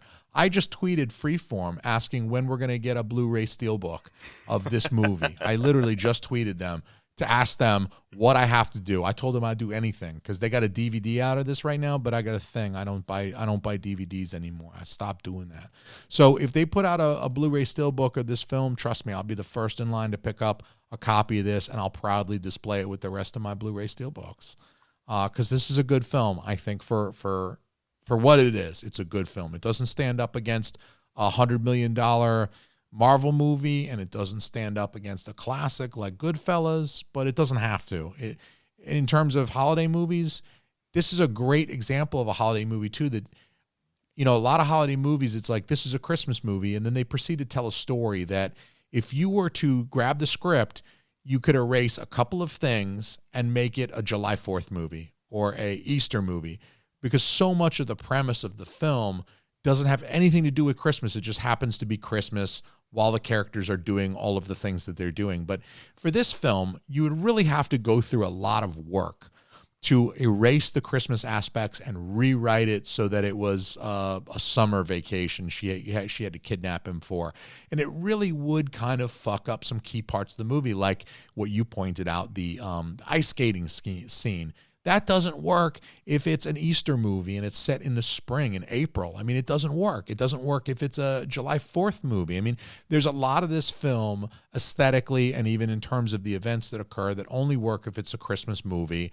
And another thing I like about it is it's a Christmas movie, it's a Christmas themed movie, definitively, but they're not heavy-handed or ham-fisted about the meaning of Christmas and the joy in the little kid's eyes and this is what Christmas means to me and blah, blah, blah. Like, it's a Christmas movie, but it's a family movie too, and it's about the interpersonal dynamic that occurs between these family members and stuff like that. So it's very relatable in that sense, and it, you know, that type of thing is more universal than a Christmas movie, and they don't beat you over the head with the usual Christmas themes. You know what I mean? They just have fun with it. They tell a story that's set around Christmas, where Christmas is an integral part of the story, but it's not, you know, it's not one of these like the Santa Claus and the magic, and you have to believe and sing loud for everyone to hear so that the sleigh will fly again, and Buddy the Elf. You don't have... It's not weighed down by any of that stuff. So I feel like they're still able to have a ton of fun with it. So I got to say it's a great Christmas movie in my opinion. Hell yeah. Again, I'm going to be a hard ass on this movie. Damn, son. I'm sitting at an 80. Like, I enjoyed the hell out of this movie. Okay. I had an amazing time watching it. Obviously the second time, because the first time I passed right the hell out. But that's not the movie's fault. No. I've passed out during some of the best movies of all time. I think I've fallen asleep during The Godfather. I fell asleep during Goodfellas the first time I tried to watch Goodfellas. The very first time I tried to watch Goodfellas back in the 90s, I fell asleep because it's a long movie and I tried to watch it at night. I fell asleep. I came back and I watched the rest of it the next day. But there's no shame in that. But I mean, like we've said, you're not getting an Oscar-worthy movie watching this. You're getting a feel-good Christmas movie, and that's what you shouldn't. If you go into it expecting that, you're going to have an amazing time with this movie. And I feel like, I mean, if you wanted to, you could set up a bunch of drinking rules with this game and just have a freaking party with your friends. You could. Yeah, you could have a lot of fun watching. That's actually something that I do like. Like, my favorite Christmas movies are the ones that are fun, that you can have fun with. And that's probably why I like this one so much, because it's not like this heavy themed, you know, Christmas shoes bullshit where the mom dies at the end. Fuck that. Christmas Vacation. It's a fun movie. It's just fun to watch. It's hilarious and it's enjoyable. Bad Santa. Again, another fun movie that's tongue-in-cheek, that doesn't take itself too seriously, and is very profane. This movie is like those in that sense that you can have fun with it. You can make a drinking game of it. You can invite your friends over, and you can really like get into the film and enjoy it on that level. That not every movie, even some of the classics that we've mentioned, you can't. I wouldn't make a drinking game of Goodfellas. You know, I mean, I guess you could, but that's not the type of movie it is. Yeah, you know. So, but yeah, so we actually have a friend of the podcast, Film on the Rocks. They actually do drinking rules for movies, so they should do. Yeah, they should make the drinking rules for this movie. We should recommend that to them. Hell yeah, we'll just get like a shit ton of different podcasts reviewing Holiday in Handcuffs. I think Holiday in Handcuffs deserves it. It's been 13 years. It's about that time they have their day. I mean, they're old enough that this could be considered a Christmas classic. I mean, people could grow up with this. That's the thing about movies too, is like they have to stand the test of time, right? So if it's something that you watched in 2008 when you were 18 and you still watch it now, you kind of grew up with the movie, or the movie's been around long enough that like it's embedded now. It means something to you. So, I think why not let them have their day now that it's been around long enough, and that enough of us have kind of come around to the joys of Holiday in Handcuffs. Hell yeah. So, I think I said I'm going to give it an 80. So averaging that out. Okay. Or our two scores, that brings it to an 86.5, which concludes this breakdown, and the final All Bros and Shit Happens When You Party Naked score for Holiday in Handcuffs is a B-. Okay. Yeah, so it's sitting at an 81.78%. Okay. I feel like the listeners are going to know. Over the last hour and a half, I feel like we have expressed ourselves clearly that I probably graded a little higher, you probably graded a little lower. We're kind of meeting in the middle. It's fair. I think the listener knows where I stand on this film at this point. Yeah, and it's, I mean, obviously you made it. The argument's there to improve the score. Yeah. I think I can argue for the score that I gave it. I mean, I can at least justify why I graded it highly. And I do think I graded it pretty highly, especially given that it's a made-for-TV Christmas movie. I don't think I would ever grade another made-for-TV movie this highly or look upon one this favorably. Yeah. So comparing it to some other movies that we've done, so all these movies I'm about to list off are other B- movies. It is higher than the Banana Splits movie. Okay, haven't seen. Pretty good one if you get a chance to. It's kind of okay. it's comparing it, like, that's kind of the Halloween equivalent of this movie. Kind of cheesy, but it's good. Okay. I like Halloween movies, so I'll check that one out. Yeah. It's also it's the same level as Late Night. Haven't seen that one either. It's a little bit lower than The Hunt. Still haven't seen that one. That one's nuts. God damn, man. You need to check that one out. That one is it good? Nuts. Okay. I have not been on the movies since my kid was born. I mean, and she's almost a year and a half old. So, I mean, I don't know. I need to get back on my movies, but it's been tough. COVID too. Like we used to go see movies in the theaters, and I think I've been to see 2 movies in the theaters this year, just because fucking COVID fucked up one of my favorite things to do was to go see a movie in the theaters. A big ass Diet Coke and a big ass buttery ass popcorn, and you go see that thing in a nice movie theater. Man, that was always such a fun experience. I loved it. Let's see. It's on the same level as Deadpool 2. Oh, get the fuck out of here. Deadpool 2 was amazing. I don't know if I would put it up on the same level as Deadpool 2. I got to put Deadpool 2 above Holiday. I like Holiday in Handcuffs, but Deadpool 2, shit was good. Yeah, it's actually 0.7% higher than Deadpool 2. Damn, son. Yeah, and it is a little bit, or it's 1 point lower than The Greatest Showman. Okay. I never saw Greatest Showman, so. Yeah, that's a pretty good one. I mean, okay. You could take it or leave it. Okay. Yeah, I mean, I like Hugh Jackman, but only when he's got claws. Same here. Otherwise, I'm like, fuck off with this circus shit.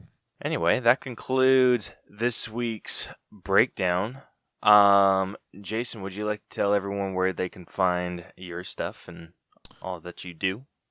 I would absolutely love to tell people all about where they can find my shit. My podcast is called Shit Happens When You Party Naked. You can find it in all of the podcast apps. I'm all over the place. TeamAlmy.com is the website. My last name is ALME. So teamalme.com. You can find all the links there if you want to follow a link to one of your favorite podcast players like Spotify or Apple or Google or wherever. They're all there on the website as well as the socials. I'm at Party Naked Pod on all of the socials, Facebook, Twitter, Instagram, all of them, at Party Naked Pod. Shit Happens When You Party Naked. It's a comedy podcast. It stars me, but sometimes my wife jumps in and other guests. And like I said earlier, you got to come on. We're going to watch Better Off Dad. My wife hasn't seen it either. And we'll do a breakdown. We'll do a Shit Happens breakdown, which is a much messier and less organized breakdown. But we'll come up with a ratings for Better Off Dad. And so you should come on the show so we can discuss one of my classic films that I've just loved for half my whole life, and that's been more than half my whole life at this point. It's Better Off Dead. So y'all be on the lookout for that. But go catch up on some episodes. Shit Happens When You Party Naked. All the podcast players, teamalme.com. You can find me. I'm out there. What's what? Hells yes. Absolutely go check out their show. I listen to it every episode. I'm actually, I was finishing. You guys have my favorite movie podcast. I was finishing your most recent on my way home today. And oh yeah, that was an uncomfortable one. I was sweating bullets during that one. We're live streaming. My gay friend is in the live chat, and I'm like, oh please, dude, don't say the FAG word again. I'm like sweating bullets and shit. I'm like, okay, this guy said fag 20 times, and my gay friend is in the chat, and I'm like, oh, uncomfortable. Oh, but it's what I do to entertain you people. So just understand, I'm pro free speech. So you're allowed to say shit that's going to make me uncomfortable on my own show, and I will let you have the floor. But holy cow, you're going to get the hate mail, not me. Yeah, I could hear the nervousness in your voice occasionally. Yeah, I was like, ha, ha, ha, ha. I was like, so how about those Red Sox? Ha, ha, ha, ha. Yeah, so, yeah, I'll put links to all of his stuff in the show notes. Yeah. Beautiful, and if you like this episode, want to check out more of our stuff, be sure to follow and subscribe to us wherever you listen to podcasts. We're damn near everywhere that you can find a podcast. They're all over. They're like COVID-19. They're everywhere. You can also catch all of our episodes on YouTube. Be sure to follow us on social media. We are at The Allbros on all platforms. You can hit us up on our email, theallbroschannel@gmail.com. If you want to message us with episode ideas, answer our question of the week, or if you want to join us on an episode, we would love to have anyone on. You can also check out our website, tinyurl.com/The Allbros, where you can find links to everything that we do, as well as our merch store, which is on TeePublic. Hell yeah. We had like a bunch of artworks get taken down this past week. It's that copyright infringement shit. The one that pissed me off the most, they took down our Toy Story 4 one, and I built that one from frickin' scratch. Like, I'd use all of the default settings on my damn computer, and frickin' that mouse had to come screw me in the ass. Yeah, man, fuck Disney, fuck John Lasseter, fuck Pixar. Yeah, so, oh well. Anyway, that's where you can find all of our stuff. Links will all be in the show notes. And look forward to next week, where we will be breaking down the horror/Christmas movie, Better Watch Out. Oh, okay. I got a thing. I really have no experience with the horror Christmas movies, the Black Christmases and stuff. I have a hard time. I really, honestly, as I've gotten older, I really actually don't like watching movies where people get hurt. You know what I mean? Especially like innocent people. Like, I don't know. I don't mind watching Adolf Hitler getting shot to death in Inglourious Bastards because, Hitler was a pretty bad guy. But the innocent girls that tend to get cut up and killed in their 20s or late teens in these horror films, I always wind up feeling bad for her because I'm like, she didn't really do anything. Like, yeah, so she blew her boyfriend and smoked a joint. But like, you shouldn't kill someone for doing that. Like, maybe slap her on the wrist a little bit, but like gutting her viscerally while, I always just feel bad because I'm like, that's someone's kid that you're just wasting for no reason. You're just throwing this like. So actually, like the idea of watching people get hurt, I don't really like. And then the idea of watching people get hurt on what's supposed to be like a fun, beautiful family holiday like Christmas, it feels too raw. It's like icky. You know, that's coming from a guy who said cunt on this episode of several times. You know, it just feels icky to me to watch. Like, I don't want to see someone getting killed on Christmas Eve. They should be spending time with their family. They should be, you know, drinking eggnog and getting drunk on whiskey and shooting a shit and watching a Christmas movie, not getting fucking knifed to death by a psycho. I don't want to think about psychos on Christmas. So honestly, I'm looking forward to hearing your breakdown of this movie because I have yet to really find a Christmas-themed horror movie because I do like horror as a genre, typically just more around Halloween, like in October. But I'm willing to try a Christmas-themed horror film because I feel like it could be done. I just haven't found one yet. Yeah, I have a soft spot, and me and Rose are a bit sadistic, so we're fine doing movies like this. Yeah, but clearly. Yeah, I've seen this one before, and it's nuts. It's a wild ride. So, yeah, you guys can look forward to that. And until next week, this has been the All Bros Podcast. I'm Caleb, and for my co-host, Johnny Rose, we'll catch you guys next week. Deuces. Deuces, adios, people. Oh, my show feels naked when Rose doesn't do his Herbert impression.